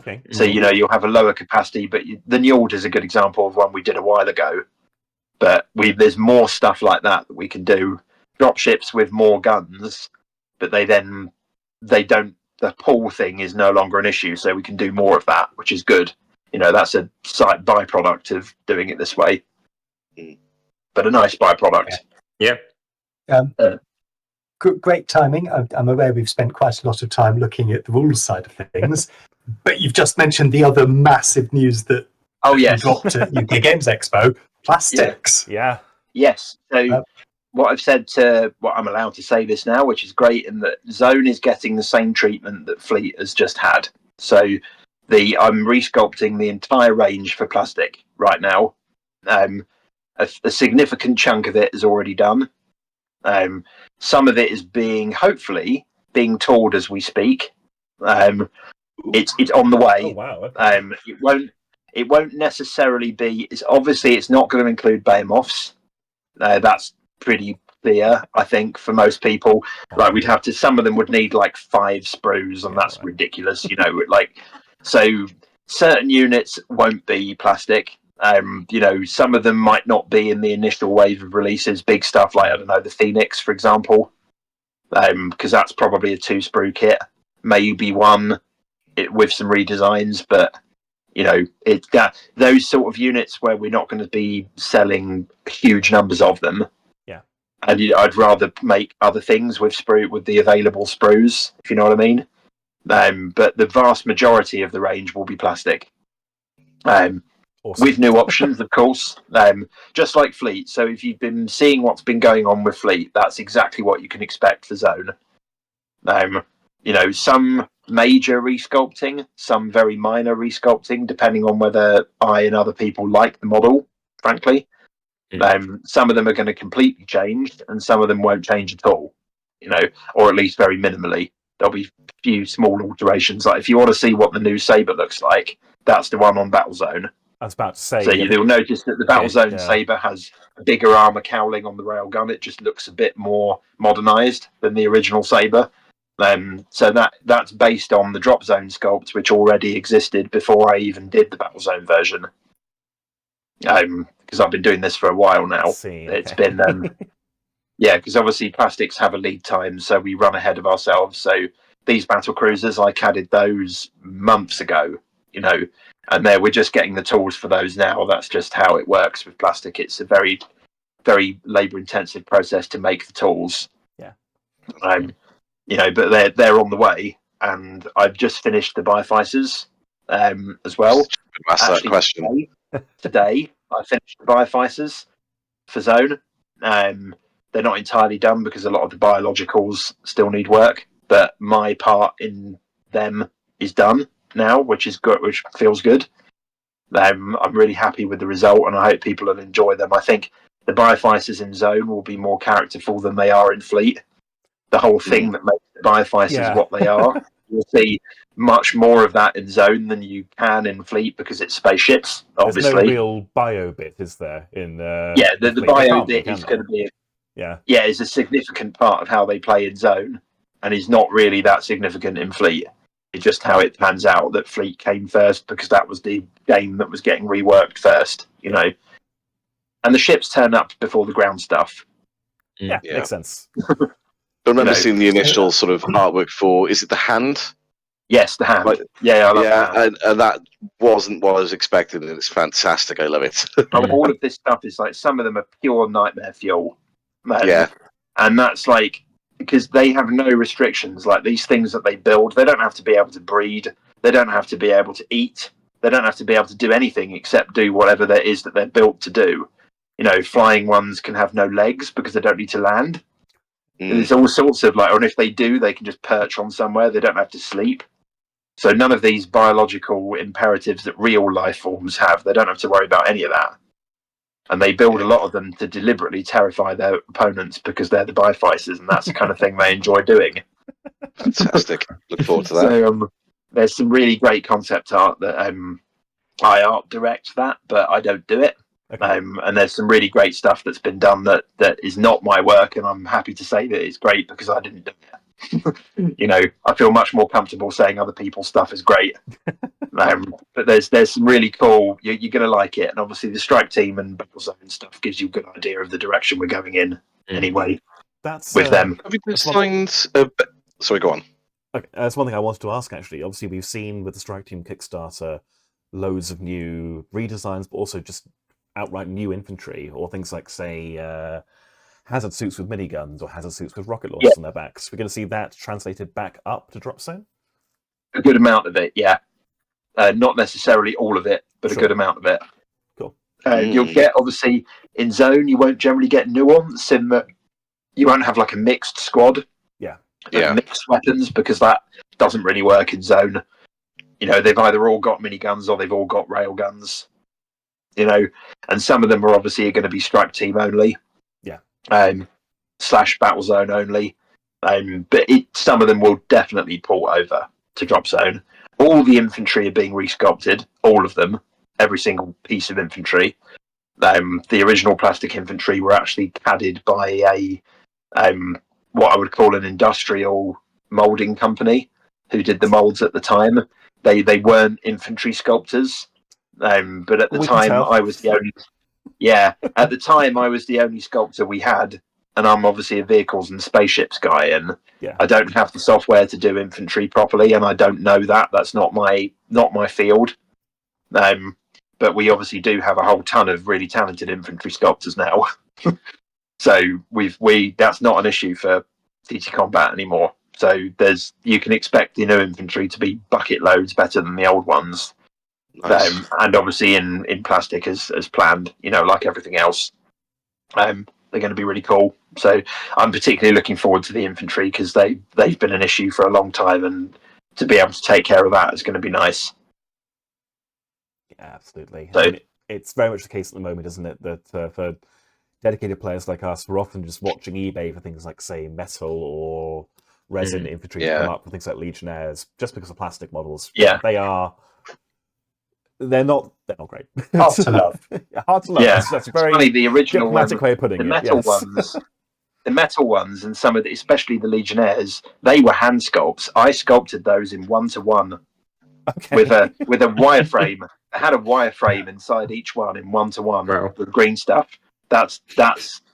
I haven't sculpted miniatures like that for years, but that's when I say I'm not an infantry sculptor, I can sculpt infantry physically. I just can't do it digitally. But yeah, they're like gold dust currently. Those days are way past me now. Hopefully forever. I didn't enjoy it. Let's say that. I'm really happy to hear you saying that it's getting the kind of the same treatment as Dropfleet had. And the new lightship sprues are absolutely phenomenal. But the lightship sprues have got kind of one of this, one of that, two of the other. How do you see the zone sprues being made up? Are you going to have... sprues are, so there's a certain things that are a case of realism, right? So there's being realistic about how much we can afford to do, frankly. Like, if you were going to do Dropzone in the absolute optimal way and you just didn't care about how much money you were spending, you would have like a saber sprue, you'd have a broadsword sprue, you'd have, but that would be ridiculous. You'd have hundreds of sprues. Even GW wouldn't do that to that extent because it would just be silly. It would be optimal for choosing your army, but it would be unattainably expensive to produce, and then we'd have to charge a huge amount of money for them. It wouldn't sell, and it would be a disaster. So we can't do that. Paying for retailers as well. Yeah, we can't do that. We have to be efficient. The lightship sprues are a great example of broadly how it's going to work with Zone. The current plan is it will generally be 2 sprues per box, because most of them don't have flight stands, and obviously the fleet ones do. So there's a cost to flight stands. Right. Like all the flight stands you need in a lightship sprue has a cost attached to make them because they're laser cut, which is actually quite. Anyway, it's generally going to be 2 sprues per box, but not always. Okay. So you'll get a fair amount of stuff in that box, and they'll generally be themed. I don't want to go into too much detail on what's on them, but they'll be, say, an armor sprue, a dropship sprue, that kind of thing, with a lot more options than you currently get, or at least all the current stuff will be on there, plus new stuff. That's, certain sprues will have more new stuff than other things. There's a certain amount of stuff where I put this together and I've been like, right, we have to have 2 of these, 1 of these, 3 of these on this sprue. Like, there must be that multiple, and there must be all these existing weapons, and then whatever space is left gets spent on new things. Generally, that's how it works. Will there be any? Will there be anything like some of what happened with? I think it was the UCM battleship, and I want to say the battleship for Bioficers, where to build a model, you need parts from a different kit. Like, say, to build the Bioficer destroyer. That's the one. Yeah. You might see that once or twice, but it's not something I'm keen to do very often. Yeah. So. It'll only happen when it really makes sense for it to happen. Yeah. Like, let's random example. Let's just say, I don't know, the Medusa. So we do a plastic Medusa. She has special parts for her Triton that only the Medusa uses. So those special parts for the Triton may well go on the sprue with the Medusa. Sure. Because otherwise if you're not buying a Medusa, you've just got these 2 extra parts you can't use 98% of the time, Right. which is a bit silly. So that's a really specific example of where we might do that, but generally no. Like I want to avoid that overall. Okay, cool. It's there's a few other things to consider here. Like one of the reasons that Dropzone didn't do as well as it could have done at retail was the number of codes that we had. For a retailer, there's this sort of thing that gamers sometimes know and sometimes don't know, is it's a nightmare to stock a range that has like 120 blisters. Absolute nightmare. Okay. Keeping track of them on the shelf is a huge pain. They open, bits fall out of them. You get mispacks. It's a nightmare. And you end up with certain blisters that sit on the shelf for 6 months and some that you can't keep in stock. To try and keep track of that, and you've got minimum orders, you might have to buy 10. You don't want 10. Blister packs are a pain. Sure. For retail. They don't display nicely either. A big wall of blister packs does not look pretty in a store, generally. You can try and make it look a bit better with art on the back, on the reverse and stuff, but ultimately there's a big wall of blister packs. It just doesn't look great. Whereas nice boxes with proper box art and everything, and a small number of them in an efficient way. Like Dropfleet is now a very easy game for a retailer to stock. And that's important for anyone who wants to play, because if the retailers aren't stocking it, it's hard to play. Yeah. So it's almost like step one of making a good game now is making it very stockable. Because if it's not stockable, then there's no point. Like everything else is bleh. If it's not on the shelf, people aren't playing it. That's a really good point. But this here is it's sort of thing that you might not consider, but actually, when you're making this stuff, it really, really matters. It's something we've learned over the years. It's like initially there was no way of doing it apart from blister packs. That was the only way to do it. And those battle group boxes that were done a while ago, they were sort of an attempt to address that issue, but they don't really address the issue because of the cost. It's still resin. Yeah. There's more resin in that box, so the chance of a mispack goes right up because there's a ton of resin in there. Is every single one of those parts going to be perfect? Probably not. So you're going to be dealing with a ton of returns, and it's a pain. Sure. Whereas in plastic, they're always perfect every time. You know exactly what's going to be in that box. Nothing's going to be broken. It's all going to be there. It'll all be perfectly cast. It's when you're competing for shelf space with other systems that, let's say, are more well established as well. If you don't have to take up so much shelf space with your, as you say, the efficient way of packing them. Yeah, you've got to be, how do I stock this range? Okay, there's these factions, there are these X number of codes I have to worry about. Okay, that's not too many. Yeah. I can stock this game. I just have to buy 2 of each of these, couple of starter sets, few loose rule books, bam, I'm stocking it. That's it's all in efficient packaging when it's delivered. All of this stuff matters, and this is the kind of thing that we're improving on a lot. Fleet is now, there's not many excuses for a retailer to not stock fleet now. Like, it's basically all plastic, especially once the battle cruisers come out. That's like where we finally breach pretty much the whole range is plastic except the dreadnoughts point. Yeah. Unless you're dealing with specialist stuff like faction specific space stations and stuff like that, generally, you can stock a completely satisfying range of Dropfleet and all of it's plastic. Yeah. And all of it's in nice, pretty boxes that are mostly the same size and look good on a shelf. Yeah. That's Zone is going that way as well because that's the way to go, frankly. Yeah, absolutely. I mean, our not my, I suppose, but Lars and Dan's local store, kind of in Bristol, Excelsior, were asking a while back what Dropfleet and Dropzone stuff should they stock, because there are a few players that play it, they'd like to support them. Dropfleet, really easy question to answer, isn't it? You just say core box, really light easy. box, battleship box per faction. Dropzone, it's much harder to say. And Zone has always had the problem. Yeah. Zone's always had the problem as well, in that you can't play Dropzone without a balanced list of everything. Yeah. Like, this was always an issue. This actually happened when I launched Zone right at the beginning. We made the crazy decision, and I'm still not sure if it was good or bad. I think it was probably bad, to release the entire range on day one. At that point, it was 4 factions. All 4 factions, their entire range was available from the first day. Right. Because I knew that if you can't buy this, you can't actually play effectively. Yeah. So then, in hindsight, I probably would have done 2 factions and then another 2 factions over time. But, we really went off with everything, and that made it very hard to release. But also when retailers are like, well, what do I start with? Like, well, you can have a starter set, but as soon as you're getting into other things, you've kind of got to have everything, or else you can't really effectively play Dropzone. Whereas Fleet, you could play a completely happy tournament list using just cruisers and frigates, pretty much. Maybe you buy 1 battleship. It might not be the best list in the world, but it's going to be completely playable. You can play all the scenarios. Whereas Dropzone, you just can't make a list of just Sabres and Legionnaires. It just isn't going to work. Not well, anyway. I've seen occasionally at our events, we see people trying to do that. And Yeah. they do, as you said, they buy the starter box and then go, what else do I get? Well, maybe another starter box. And they turn up with Sabres which and is Rapiers. still valid. It's and valid, it's a good but it doesn't way do to very well. Yeah. I mean, in Zone, it's still the same. Like, I think a lot of players should consider buying 2 starter sets. That that's a cost-effective way of getting bulk. You might want to swap a few things out when you're getting more competitive, but ultimately, it's a good way of starting. Still is, but really, you want a bit of everything.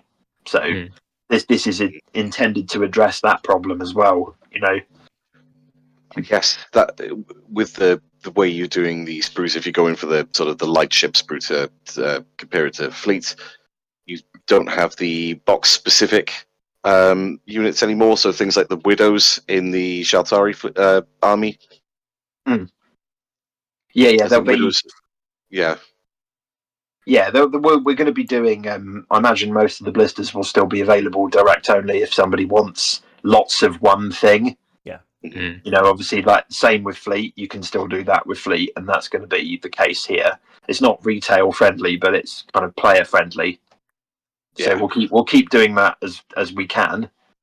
No, it's not going to become impossible to buy 6, 8. If you just want lots of Wolverines, you can do that. Obviously the plastics overall are going to be more cost effective anyway. So chances are, a lot of the time, just buy another box and you'll probably be fine. Sell a mate a couple of the things you don't want, or swap them for things you do want. There's going to be a lot of that going on, and that's normal.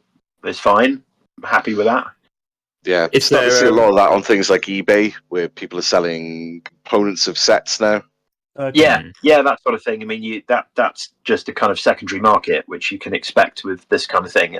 And it's good because players can get rid of the bits they don't want and get more bits they do want, and assemble the army that without us having to make 200 unaffordably expensive sprues. Speaking of having options, obviously plastic resistance will be a thing for the first time ever, which is incredible. Yes, there will be. Will they be feral? Will they be callium? Will there be options for the others in plastic? I don't want to get too much into that. Okay. What I'll say is that they're actually next on my Dropzone list of things to do, because obviously they've never had plastics before. So plastic resistance is particularly special, so they're next on my list. Cool. When I get to them, I'm going to do as much as I possibly can with the sprues. What that entails, we'll see. Fair enough. Certain things, if it's a technical sprue, there has to be X number of holes, there has to be X number of guns. Other bits, well, we'll see how many more bits I can get on. It might and be how much variety. Blue on to make it a callium one, maybe. We don't know yet, obviously. Possibly. Or again, this might be where sub-factions become more official, like they might have their own sprues, possibly, further down the line. But again, that's a possibly. One thing that I do know is going to be a definite is that there won't be armor plates, bolted on armor plates on any of the military vehicles anymore. That'll for make resistance. people very happy. Yeah, so because you can always paint them on. They were kind of a nice character thing that I did, and in hindsight, actually, a lot of players don't want them. So there's sort of thing you can convert on very easily if you do want them. So the plastics won't have any of that. They'll all be clean. Cool. And then that's down to your painting, really. Whatever hobby stuff you want to do. But obviously stuff like technicals with things like dozer blades and spikes and all of that, like they want those because that's part of their aesthetic, and with Dropzone, they are the kind of orcish Mad Max faction. Yeah. So to lose all of that, they're not going to lose all of that because they kind of cease to be resistance for a lot of people if you do that. They're not all going to be like clean and unblemished cars because that would be silly. But that's with the military stuff. No, they won't have the armor plates anymore. The proper stuff, the tanks, the dropships, that kind of thing. Yeah, I think that'll go down well. Yeah. Speaking of, You mentioned. no, go on, Dan. I had the last question. Yeah, no, you mentioned some of the miniatures getting a resculpt and a redesign. Are there going to be any miniatures that are dropped entirely? No. Cool. No. We've not just me, all of us. We don't like the idea of selling something that then becomes unusable. That's I think I always feel in some ways jealous of, say, Wizards of the Coast, because you sell people all these cards that cost a ton of money, and then you cycle them out, and players can't use them anymore. But people accept that that's completely fine, and they don't moan about it. Yeah. But the difference between cards and war games is that cards, you just buy them. War games, you've got to invest time and effort into painting the models and stuff like that. And if you make it discontinued, you just robbed that person of that time. And that feels like cheating to me. Like, I hate that. That's the sort of thing I wouldn't want to do that to people. Cool. It's so yeah. Everything that you can currently use, you can still use. It will still have rules. There might be one or two moments where perhaps the name changes or something, but ultimately the model will still be completely viable and usable. So don't worry about that. Nice. Awesome. Yeah, I think what we all want to hear. I think we expect to be the answer, but yeah, good to hear. Yeah. Always good to know. On box sets, Okay. do we know anything about the new 2-player box set that I assume is coming? There will be one. That's all you. Damn. Yeah, there will be a new 2-player. Obviously, the game needs one. It'll be good. It'll be a bit different, and that's it. I'm not saying any more about that. Fine. Okay. You asked the wrong question. You said, "Will there be a 2? Can you tell us, or do you know anything about it?" The answer is yes. Dave does know something about it. Yeah. Oh, Lord. What about the lore? So we had a bit of a jump forward in the storyline when Fleet happened. Is there going to be a whole bunch of Dropverse lore that comes alongside version 3? Yes. Every time, this has always been the case since the beginning. Every time we release a major book, it advances the storyline. Then that's something I'm always super keen to do. So it will be set further forward than the end of the Dropfleet rulebook. Ah, cool. Awesome. So I think that will put us into 2680 at least, but somewhere like you're going into the 80s at this point. But yeah. So the timeline will advance. There will be new stuff going on. Obviously, the end of the Dropfleet rulebook teases something pretty obvious and pretty major that's about to go down in a whole new theatre that we haven't touched before. That I've been waiting years to write. So that's going to be fun. Are we going to start having some non-UCM point of view stuff? Yes, this is the sort of, Nice. or at least Kate Rawlins is there. She's kind of pseudo UCM, so some of it might be from her POV because she's still kind of comprehensively a human, but she's been cyberized, so she's also PHR now. So she's kind of your window into what's going on there potentially. But I wish I had more time to write more. I love the writing. I get to do it in blocks generally. Like if there's a new book, I will sit down for a week and I'll write and not do anything else for a week. That's usually how I've always done it. Every time a new book comes out, and it'll be the same here, unless I'm writing unit background, which I just write ad hoc as needed. But yeah, it's there will be more. Excellent. I have a lot of plans for a long time. I know some fans are crying out for Pungari point of view stories. We'll see about Yeah. that. Yeah. Cool. Yeah. Right. So you mentioned earlier on Bioficers are coming. What in Zone is going to set them apart from the other factions? Well, they print their infantry for starters. So that's you've seen some of the units in the Battlezone Kickstarter already. The Grievance Janitor arc, for example, that thing comes onto the battlefield with a certain amount of biomass inside it, and it can use that biomass to print various infantry units, be that hulks, drones, swoops. The thing you've already seen in the Battlezone Kickstarter, that one generally prints infantry-sized units. There's a bigger one that prints bigger stuff that is drop zone only. Right. Because obviously the bigger units are going to be like tank-sized or bigger. And those things are going to be pretty horrifying, but you still print them mid-game. But there are mechanics as well for stuff you kill then gets imbibed, and you get more biomass to print more things. I was about to ask. Lovely. So it's already in the background. Obviously, it's been written in there, and that's very intentional because I knew how they were going to play in zone. And that's a major part of what makes the faction what it is, really. And again, we haven't really seen that in Fleet because it can't be in Fleet. Yeah. But it will certainly be in zone. Would you be able to adapt that on the fly then? So you haven't got to necessarily say this is carrying this particular kind of drone. Yep. Yes, you print what you need. Yeah. Made to order. Yeah. Obviously, your options are somewhat limited. Like but that APC could contain anything from swoops, hulks, drones. You don't know what's in there until it comes out. Yeah. And you don't have to record pre-game what's in there. You have a certain number of tokens, say, that you can expend to print infantry. You can make the decision right there and then when you do it. Where do you see them fitting in with the other factions? Because most of the other factions have got sort of one or two strengths and a weakness. PHR are high firepower, high durability, but they're slow and expensive. Scourge are fast, deadly, but very short range. Where do you see sort of Bioficers fitting into that, or are they mainly a bag of tricks? I don't want to go too much into it yet. Okay. They have a very distinct feel to them. Obviously, every faction does, and that's important. Yep.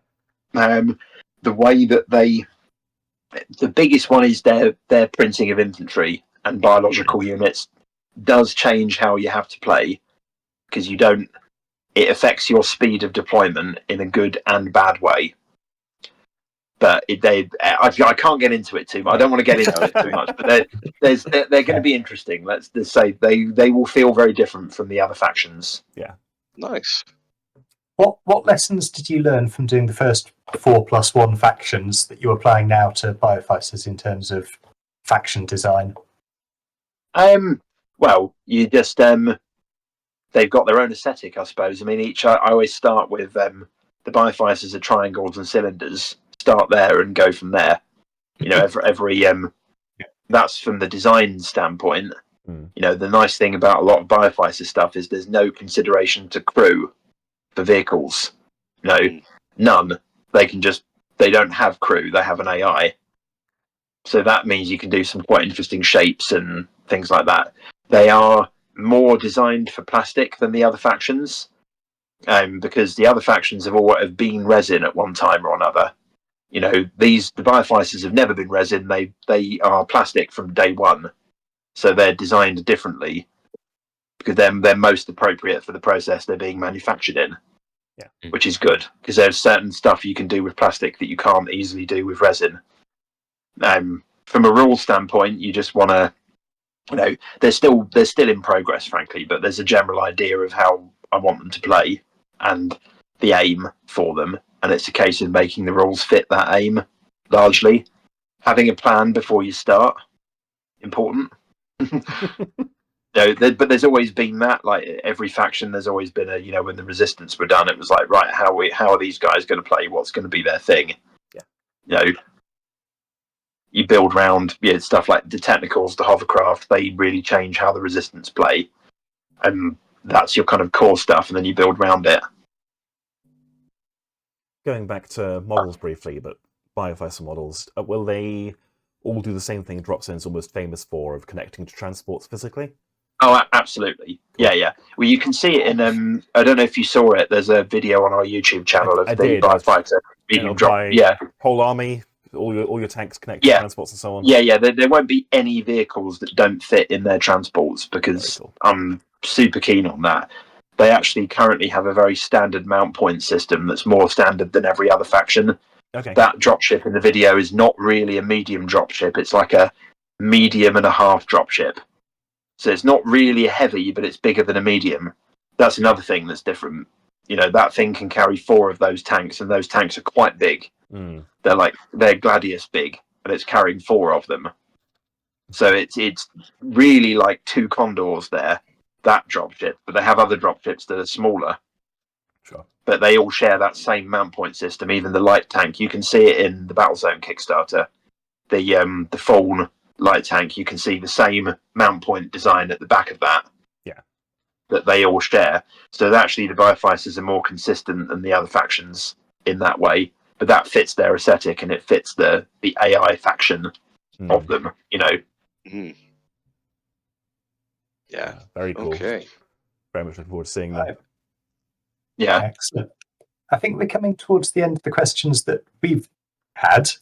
Yeah. One last thing to wrap up before we move on to some of the fan questions. All right. What's the thing you're most excited about Dropzone version 3 to see getting out into the hands of gamers? New plastics, I think. Yeah. Fair. Like that's obviously the vast majority of my working hours goes into the miniatures. So seeing the miniatures get out in the world, seeing people enjoying them, like I love that. That's a huge part of what makes me tick, I think. So yeah, I like getting sprues. I love getting sprues. Whenever a new sprue turns up, it's like, oh, that's great. Do you have a new favourite model you've made in plastic? Bioficer Dreadnought is a big one. Okay. All of what I've said about all these new big ships, all the battleships, the battle cruisers, they're all small miracles. Every one of those sprues is a small miracle. They are right on the edge of what's possible to do in terms of, and every single one of them did what it needed to do, which was replicate all the current classes, give you new classes, you know, be an improvement for the most part on the sculpts, and do all that work and do it with one sprue. So I'm kind of, every one of them I'm super proud of, really. Oh, good. The Resistance one, which people haven't got in hand yet, but you've seen them at shows, the Grand Battleship, that was hard. They were all hard, but that one was really hard. They're like, the guns are big too, like, and they all have to go on that one sprue, and it gives you this whole new option of building 2 old battleships, which is totally new on top of everything else that it does. You made it complicated for yourself by deciding it's going to make 2 battleships or 1 big battleship. Yeah, it's a byproduct of only having one sprue to play with to make a ship that's bigger. I mean, I don't generally do catamarans. It's the only one in the game, really. Yeah. And that's okay. So it's okay to have some, as long as you don't make all your big ships that way. You know, it makes it an exception rather than the rule. But in this case, it works, and I love that model. And I think players are going to really enjoy them when they get their hands on them, which hopefully won't be too far away. But I don't have a date for them yet, but it's coming. The Biofighter Dreadnought, I'll put that as my favourite one because that's bonkers. It looked really nice. When you see it in person, it's a mad model. Like, but it's mad, but it's totally practical because it's in plastic. When it's all built, it feels completely solid. It's not going to break. It feels like, this is a real practical gaming piece, but look at it. It's mad. And it's, built from 2.5 sprues, but only one new sprue, which was affordable to do for a kit that we're not going to sell billions of them because it's a dreadnought. Yeah. So it had to be, again, cost effective, which it is, but it's totally different from the battleship and much bigger. It makes the battleship look small. And the Biofighter battleship is the biggest of all the battleships. Yeah, so it's not a small ship. No, but it's it's a beauty, and I'm looking forward to that being released for sure. And painted too. When I see one come in painted, that's going to be fun as well. But let's should we get to people questions? Because we've gone on for a while. We have, yeah. So I have probably. If that's probably my fault. I'm sorry if I've against why we're here. No problem. I mean, if worse comes to worse, we'll just do it again. We weren't recording apparently. Still another episode. So community questions. We obviously had a whole bunch of them. I said something like 80. We're not going to ask some of them I've questions. probably answered already. I guess you have. Through the course that you have. Would have thought so. Yeah, A yeah. lot of them were on time frames, which I imagine the answer is going to be can't say. Yeah, a lot of time frames I can't comment on. Yeah. Really. So I assume Yeah. Resistance Battleship can't say. Resistance Battlecruisers can't Battleship say. pretty soon. Resistance Battleship. The other ones are out. It's just we're not sitting on it for any longer than we have to. As soon as we've got packaging and product, we'll sell it. Awesome. That's it, really. Yeah. And new edition of Dropzone when do you think? This year? Can't say. I don't want to comment on that. There's still a lot of moving parts that have to go around. But it's as soon as we can get it without rushing it. Sure. Yeah. Okay. Yeah, I'm sorry I can't be more specific than that. I fully expected the answer was going to be no comment, but what I would ask. Yeah, you'll see more stuff about it as time goes along. Yeah. We're not going to this is fairly. It's not a soft announcement because we've made it as an announcement, but it's getting people used to the idea that a new edition is coming, not being too silent about it. Yeah. We don't want to. I want it to be partly a conversation about what's happening. Because it's a game that's close to a lot of people, and we don't want to just kind of spring it on people. Yeah. And also crucially, Zone hasn't had a lot of stuff for ages. I'm really aware of that. We all are. So it's important that people know that a ton of stuff is happening for Zone. Zone is having a huge amount of investment and effort put into it right now, and it is coming, and it's not going to be all that long. So hang tight, I think. Hang tight, get excited. That's where you need where I'd like Dropzone players to be at this point. Which I think it will definitely be the case. Yeah. So community questions. Obviously, we've got loads of them. What we think we can do is give you a list of options of topics. You pick a topic, we'll ask you a question from that. Okay. Well, let's just do our best. Yeah, let's we'll just do a go handful. with. So, do you want a question on Dropfleet rules, Dropfleet models, lore, strike team, models and lore are better. Models and lore are better than rules for me a lot of the time. So what have we got for Dropfleet models? The one thing I don't want to get into is really nitty-gritty rules questions that are only going to benefit one or two people. Sure. That's if I'm going to be honest. Yeah, that's fair. Yeah. Shall I go first, guys? Because we've got a list here. Sure. So once the battlecruisers are out, what class of ship do you want to enter the game next? Good question. I want some more frigates. Okay. The game hasn't had new frigates really since the beginning. You have a decent amount of choice already, but it's high time that more standard frigates were available. So that's on my list. Okay. Nice. Who knows when, but it's on my list. Will that come with a reworking of the core sprue for the factions that haven't had a modernised core sprue? It might. That one's a tricky one because we could do a whole new sprue with different things, and it's not as if there's anything wrong with the old plastics. They're just less space efficient than the new plastics, and maybe a teeny weeny bit less crisp.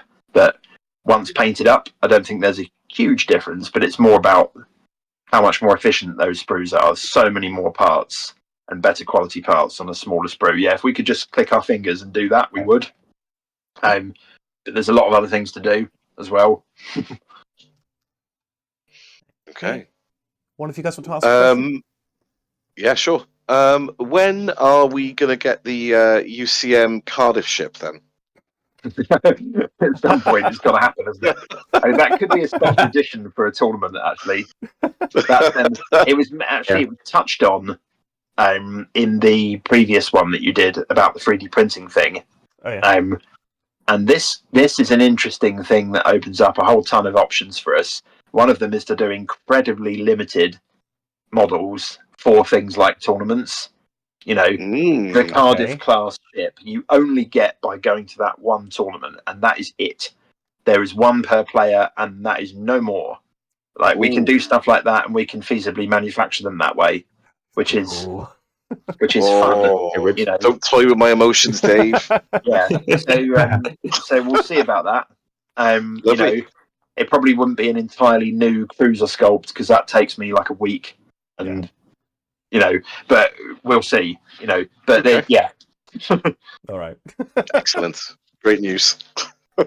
Lawrence, you got any questions lined up? I've got one. It pains me to ask this, but how many Pungari do you think you could take in a fight? Me, Yeah. I'm not a great close combat artist, so probably like 2. They're pretty scary looking, to be honest. Ankle biters. It really depends what I'm armed with. Okay. You know, a sledgehammer, probably a few more. A few more. Dave the Berserker. Any one strike is- team weapon is of your Scourge- choice. Sorry, go on, Dan. Is Scourge intelligence limited by the host? So is a FactoruM the same intelligence as a warrior? No, it's the Scourge that does the thinking. The parasite does the thinking. So I would say that it's partly limited by the physical size of the body. Like a very small host, like a razor bird, there isn't room for the Scourge parasite to grow bigger.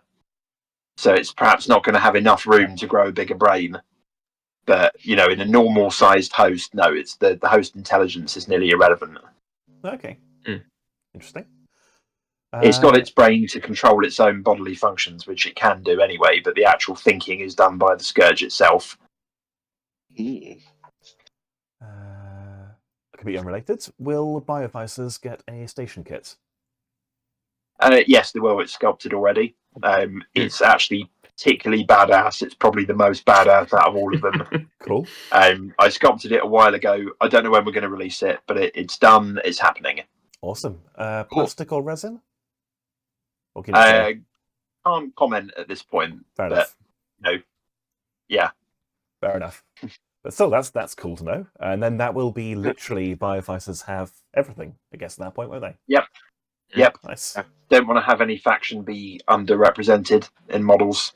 You need to compete. Yeah. Particular favourite faction that you've created, and any particular reason why?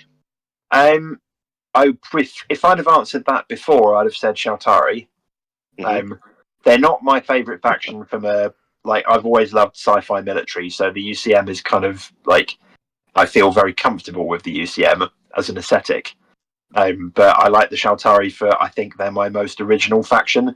They don't look like anything else, and I try and be original as much as I can. I'll take inspiration from places and I'll make homages to stuff where I want to. Like the front of the Hannibal is the front of the Sherman, like the way that it curves round at the front. Like little details, like a bit of the lift hawk is the B-24 Liberator. Yeah. There's some of the canopy is very heavily based on that, but only a bit of it. A few other examples, but that's like the bridge of the new plastic resistance battleship is very much Yamato.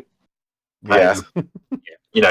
But then that's for the tiny number of people who know about space battleship Yamato. But I just think it's a cool looking bridge, and it's really suitable, and that slanted smokestack at the back just works. Yeah. Probably Shaltari, but lately Bioficers as well, because again I think they look pretty. I don't think there's anything out there that really looks like the Bioficers. I mean, there's a bit of TIE Fighter in there for some of them, but only a bit. Yeah. The vertical panels was a little bit TIE Fighter-ish inspired, but that's just a starting point. Other than that, I think they look pretty different, especially in Zone. They look maybe even more different than they do in Fleet. I'm pleased with what I've done with them, and hopefully players will enjoy it when they see them. Fantastic, thank you. In Battle for Earth, there was the integration between Dropzone and Dropfleet in the kind of a ladder campaign. Are we going to see more of that sort of structured integration across the 3 scales? We've never done as much of that as I want to, and we'll certainly do more, because now we've got the people to do more than we used to be able to do with that. It's important. Players want it. We want it. It's happening. The thing I've always said about that is that the way that works is really dependent on your resources as a player or a club. Do you have months to play a really in-depth campaign, or do you have a weekend? Do you have a day? How many fleets do you have? There's lots of different ways you could play it. You could have one master table of Dropfleet that you might play one turn a month on, and then that determines what happens on the Dropzone tables.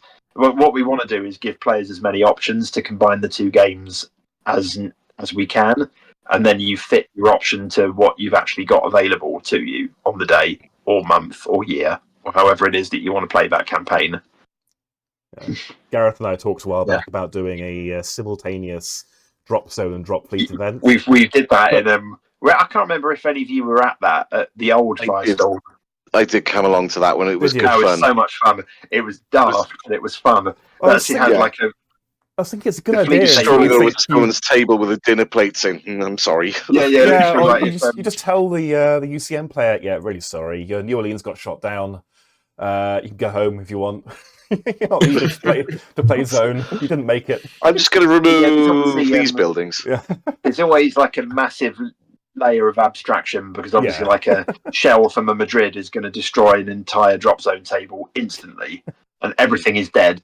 But you have, it's more about the fun when Yeah. you play that kind of game, and it is great fun to play a simultaneous game. It's nuts. But Yeah. that kind was of a really, strays really from good the fun realism day, quite actually. a lot, but that's okay. In that case. Right, you stole my question, whoever it was who asked about Dan asking about the idea of linked ladder campaign. So I'll go with, this is one of mine. This is not for anyone else. What is the Albatross hull gunship you let slip at Games Expo called, and what's it do? It shoots stuff. Right.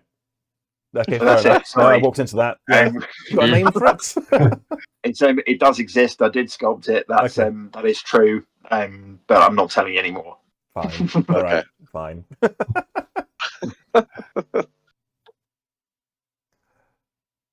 Who's got the next one? Are the Scourge Lost. CD racks staying around? That's what somebody asked. Racks. Generally not. Ooh, That's the Marauder is an example of one that I'd like to resculpt, and I'm going to be resculpting it. It's not my favourite sculpt, and it's a lot of people's not favourite sculpt as well. Do you know what direction you're going to take it? Not entirely. I've got some ideas, and it really comes down to when you start assembling things in CAD and you start working out where, because it has to be compatible with everything that already exists, and then there's a lot of restrictions based on that. Yeah. There's only so many ways I can do Yeah. it. But Okay. however it pans out, it needs to be cooler than the Marauder. So there is. Okay. I think the Yeah. is iconic. I say, having converted Yeah. with mine. So. Does that mean the despoiler the same fate then? Possibly. Okay. That is obviously harder to do because it's bigger. Yeah.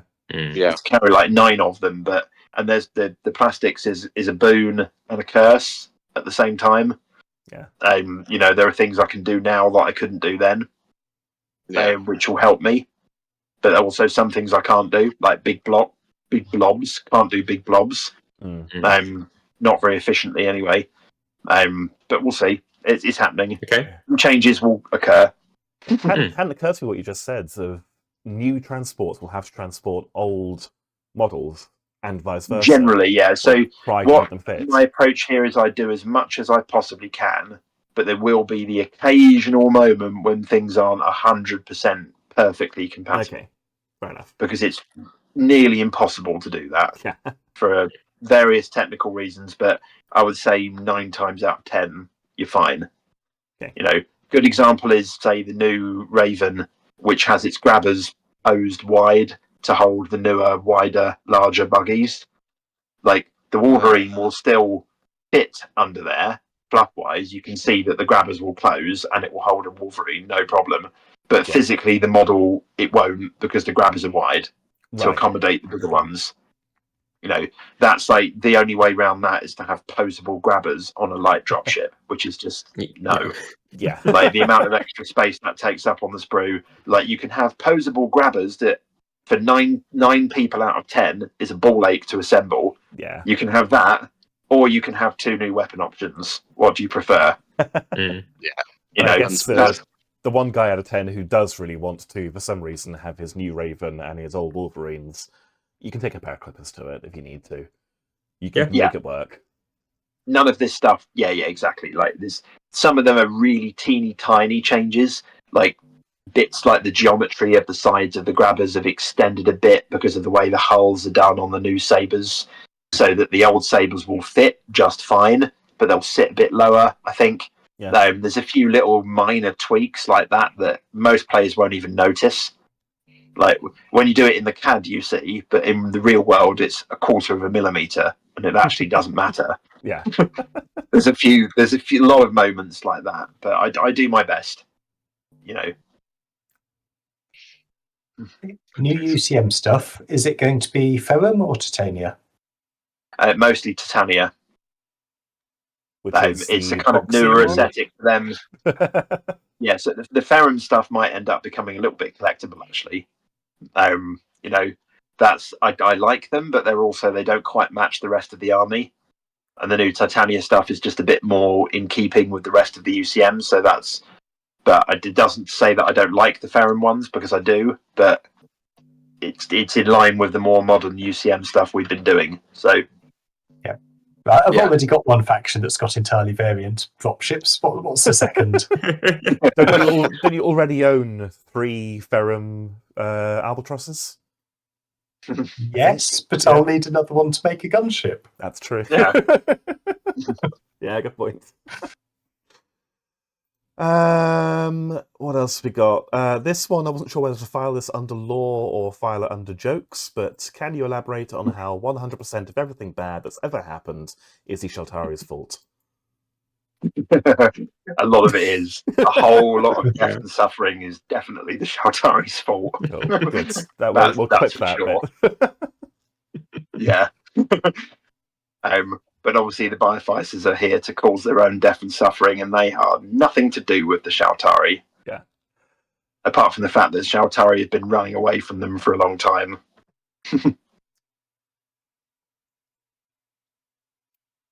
Super. Anyone else Next got one more? If not, I'll take another one then. So, speaking of go for it. Bioficers, will we get some more Bioficer lore at some point? So, how their ships work on the internals, what the interiors of their ships look like, that sort of thing? I've had limited time and space to do as much of that as I'd want, so yeah, definitely there'll be more. A lot more in Zone, actually, like how the infantry work, how exactly the AI network works. Yeah. That sort of thing. Like, there's more work to be done there from a writing standpoint, and you'll see more as time goes along. You'll learn more about them. I mean, they're still deliberately a little bit mysterious because they've only just appeared. Mm-hmm. The UCM is in the process of learning about them, and so are everybody else, including all the players currently. Have you got any intentions of doing any further factions, and have you thought about that at all already? I have thought about it some more, and no comment. It's a secret fauna faction we're all hoping for. That is a question, isn't it? Go on. I've always got plans for the future, but at this point, we've just released a new faction. Of course. Yeah. All right. Okay. Pungari. Any plans to make? Any plans to make Fauna an entirely playable faction? No. To be honest, no. Yeah, fair. That was like that game of Red Alert 1 where you could fight the giant ant. That was a weird thing. I think it got coded into the game and didn't actually get released or something at launch, but it was always in there that you could fight giant ants or something. I can't remember now. It was a long time ago. Dropfleet. Currently, every single fleet, has access to Marl, rather has stats for mines. Sheltari, the only fleet that can launch them. Are we going to see mines or mine layers at some point? Yeah, a lot of those things are like future-proofing rules that we put in, and later on, yes, can't exactly say when, but yeah, but all those little those deployable features are a prime example that all the new battlecruisers can use. Like, the rules have been in there, but it's only been the Janitor Tower up until now. Sure. And it was intended to be a major part of this edition, and it's something that players haven't really had a chance to play yet. Yeah, and they will do soon, because the battlecruisers are coming and they are going to change the game a little bit. And that's very intentional. Yeah. We'll then have the complete picture. Yeah. Also on Fleet, the Scylla and Charybdis. Why are the names that way round? Can't remember. To be honest, it's late. All right, that's a good enough answer. Yeah. Do we have any more we want to ask? Bases. Gone through. So obviously with Operation Artemis, we've got PHR walkers on clear bases. You're going to do that with other walkers as well, or other models? Generally not. Okay. Dropzone generally works without bases for ground units. That's always been that way, and that's not going to change. Artemis is its own case because of how bases work in the game. Right. It's kind of a mini game style game, and it's appropriate that they've got bases for rules reasons. Yeah. They stand up without them. That's what I was about to ask, is do they stand up on their own? Yeah, they do stand up on their own. If you do a wacky pose, then they might fall over maybe a bit more readily than a type 1 or 2 because they're taller. Sure. But you could either put a little weight near the bottom of the feet or put them on a small base. In game purposes, having a small base is fine if you want one, because you're not measuring to the base, you're measuring to the middle of the hull. So the base is kind of irrelevant unless it's huge and thick. Yeah. Which is modelling for advantage, which is not cool. Are there any future plans for Artemis? Any expansions in the work? I think there might be. I mean, Artemis we didn't know how it was going to go, to be honest, because it's something we've not done before. I think it's been pretty well received so far, from what I've heard. The game people have been really enjoying it, and the more people enjoy it, the more likely it is we'll do more stuff for it. Okay. It's a nice rule set. We can certainly do more with it. That's definitely not like that's it. Put that one away, no more. Yeah. I'd like to see more done for it for sure. Cool. Nice. One last Dropzone rules question. Yeah. Will we still be using D6s, or are we moving to other polyhedral rules? Oh no, D6s. I'm 100% wedded to the D6. Like, sorry. No, fair enough. Yeah. For zone, are we going to see a range of 10mm chroma terrain? Yes, definitely. Yeah. That's already done, I think. Cool. I don't do the terrain, so it's not me that does that. But we've done all the battle zone stuff, and you just have to scale it down. So yeah, fair points.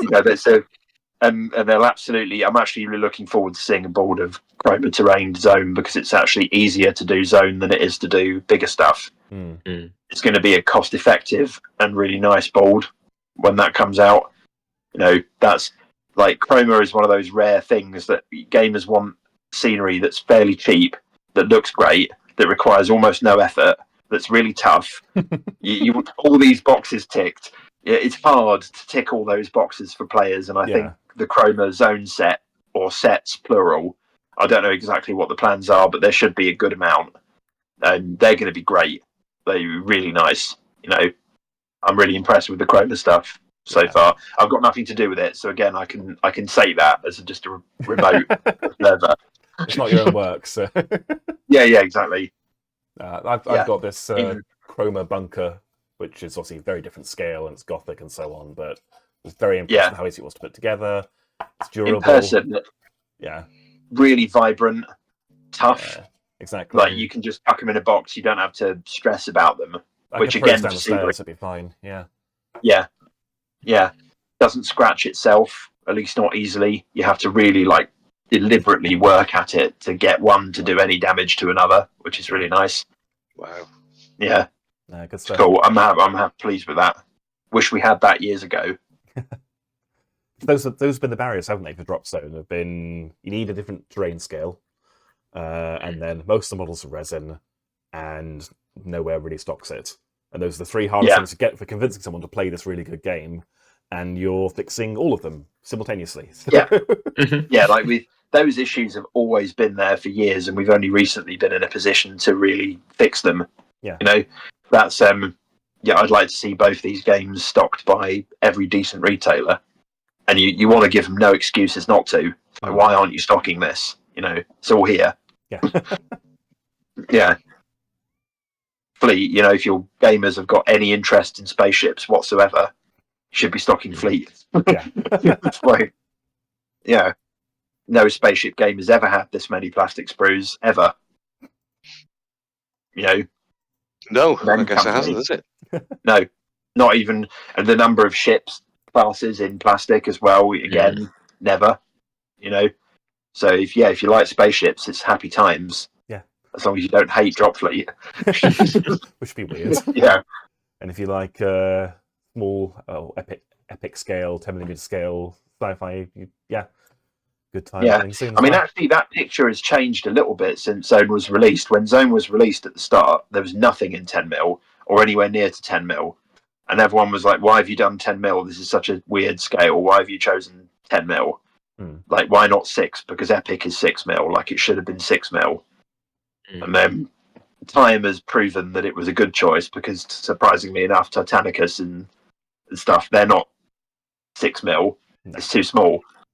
It's too small. Yeah. No, my original idea was that a tank should be about the same size as a 28mm infantryman stood on its end. Because that's the kind of size miniature that players are happy with. You know, that's like that's a good size model. I can pick it up, I can paint it. It doesn't disappear if I sneeze on it. You know, it feels right, that size, and that was the initial basis for Zone being 10mm. And you know, now there are a few other games in this kind of scale, and it's not on its own anymore. I think it's the best scale for this kind of game. Oh, I think so. But yeah. of course, I would think that. But yeah. Definitely agreed. You get these proper epic battles over an entire city, not over a street. Yeah, agreed. Yeah. Even 15mm, like the dropships, would be too big. Like a 15mm Albatross would be huge. Yeah. And then you couldn't use it. And then you can't have 9 tanks in a transport. And then it's not really mass battle anymore. So, you know, that's what Battlezone's for. If you want to play one street with big tanks, that's Battlezone. You know, or will be, obviously. Yeah. Excellent. Do you see any sort of scope for having an event where all 4 games are going to be played? I hope so. I mean, you obviously need a lot of players for that. Don't want one system to rob players from another system. Because chances are people who are into Zoneverse will probably play more than one system, and you don't really want to make them choose. Yeah, we've run into that one once before. Gareth and also, then what do you do? Do you do a 2-day where you play one day 1 and a different one day 2, which is nice, but that means you have to play both games to participate, which also rules people out. Yeah, I'd rather have as many players as possible for any event, however it pans out. Yeah. Maybe you could have a team basis where you got 4 players and each player is playing a specific system. Yeah, you can do that. Chop There's change. 2 ways. I'd like to see mixed days anyway. Like, I'd like to do a narrative campaign day at some point. I've wanted to do that for ages. Like, really, like, play some proper games that are competitive, but also have it with more of a narrative focus with stuff happening during the day, and storyline stuff gets revealed during the event. No, that'd be very good, That actually. ends up in the lore, like that kind of thing. I'd like to do that. I'd like to do that. Yeah. Like, if we're going to do that, we're going to do it really properly. Or we won't do it at all. Yeah. It's on the list of ideas. Nice. Cool idea. That sounds awesome. Yeah. Right. I think we have actually gone through the majority of the questions I wrote down. Yeah. Nice. Either ones we already answered earlier or directly. Yeah. So, do we have any more questions to ask, or shall we wrap it up there? My cat is screaming at me for food. Aren't you? Lurking in the background. Just been yelling at the back of my head the whole evening. That's the other one. That one's Magnus, who has definitely done things wrong. Nice.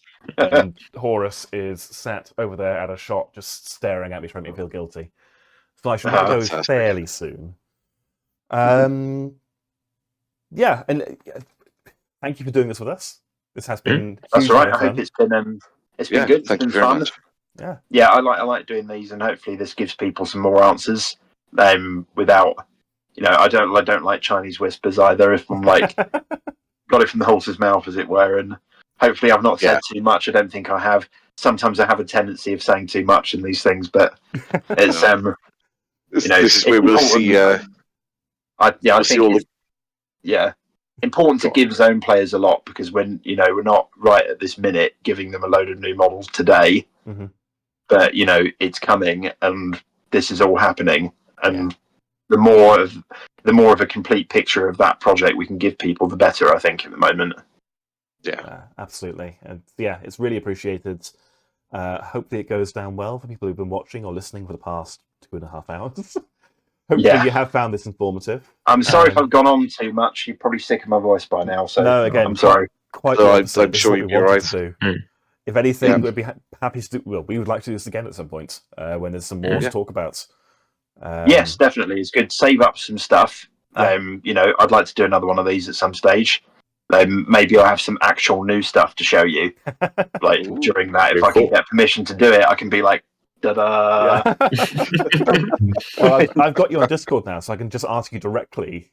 What have you got? You're allowed to talk to me about this. But, bug me. Yeah. Stuff. I'm happy to be on another one at some point. It's been fun. Awesome. Amazing. And also, it's worth mentioning randomly if any of our US listeners, if you presumably got some US listeners, if anyone's going to Gen Con, I am going to Gen Con this year, which I haven't been. It's been ages since I've been, so I've missed a lot of people out there. So if anyone listening is going to Gen Con, I will be there. Come and bug me about stuff. I will be welded to the booth for the entire show, which I always am. Very jet lagged. I'm turning up the day before the event, doing the event, and flying home on the day it finishes. So what you're saying is you'll be very susceptible to questions you're not supposed to answer then? This is possible. Yeah. Fly me. With probably. You might see one of us the other end with a sign saying Dave at the airport to collect you. Have you got a date for Gen Con? Just so we can let people know. It's the 30th of July to the 3rd of August, I think. Cool. Right, 31st of July. It's the last day of July, and then the first 3 days of August, 4-day show. Cool. Yeah, we will make sure. Yes, there's that, and hopefully I'll come to that tournament in August and October as well. That's I should be coming to that as long as nothing goes wrong for me. Like I should be coming to that, and hopefully again I'll get to bring some new stuff that people haven't seen before, like I did last time. That would be cool. I like to support events with exclusive stuff that no one else has seen before. Fantastic. That's going on the advert tomorrow. Yep. Speaking of, for anyone again unaware of what Dave's referring to, we do have 2 events coming up. We've got Weapons Free Reconquest on the 6th of September. Thank you. 6th of September. So that's the Dropfleet event. That's at Firestorm in Cardiff, and then on the 18th of October. Third time I've got it wrong. 18th and 19th of October, we've got Danger Close 5, which is the Dropzone tournament. That's a 2-day event. But if you do want to come for just 1 day, it's basically $17.50 on day 1, 3 games, and then 2,000 points, 2 games on day 2. But people can just come for the Saturday. If you go undefeated, you get an undefeated prize and so on. Again, as always, the ticket links in the comments. Yep. I might be able to come to the Fleet one as well. Hopefully, both. Fantastic. We'll see. Like that's time and stuff permitting, but hopefully I can come to both. Fingers crossed. Awesome. I enjoyed the last one a lot, so I want to go to it. Perfect. So we'll put you down as a definite maybe on the advert. Yeah. Cool. I think that is basically everything. So, as always, guys, if you have enjoyed watching our stuff, the usual YouTube spiel, please make sure to like, comment, subscribe, ring the bell. Ring the bell. Ring the bell so you get notified when videos go up. If you want to support us financially, we do have our Patreon. You don't currently get anything for the Patreon. You just get the warm, fuzzy feeling of giving us money and helping us do what we do, which is appreciated. Feeding Magnus. Yeah, feeding Magnus, who desperately needs feeding. Please take pity on the screaming cat, which is not where the money goes. The money goes toward terrain and lights and cameras and so on. He does get enough food. Ignore him. Other thing, we do have an affiliate link with Firestorm Games. So anything you buy through Firestorm, they do stock all of Dropzone, all of Dropfleet, etc. Anything you buy, we get a small kickback, and it's usually about 10% off RRP as well. In fact, I think they do all TT combat systems. They At do. this They point. do Carnival as well, and Rumble Slam, and loads of terrain. Mythic. Is it Mythic? Have I Relic? said that correctly? Relics. Relic. Yeah. Relics. Sorry. Yeah. Along with all We your can edit Warhammer that, right? units and paints. Yeah, totally. Through the power of editing, we didn't screw that up at all. We're very tired. It's like 11:30. It's all right. We are very tired. Yeah. It's not, I certainly am. So let's leave it there then. Thank you again, Dave, for coming. Cool. We will drag you back on at some point soon. Thank you so much. No worries. Thank you for Yeah. having me. And you. we'll see all of you. Good. in the Thank you next for episode. listening. If you've made it through all this. We will see you all soon. Goodbye. Take it easy. Right.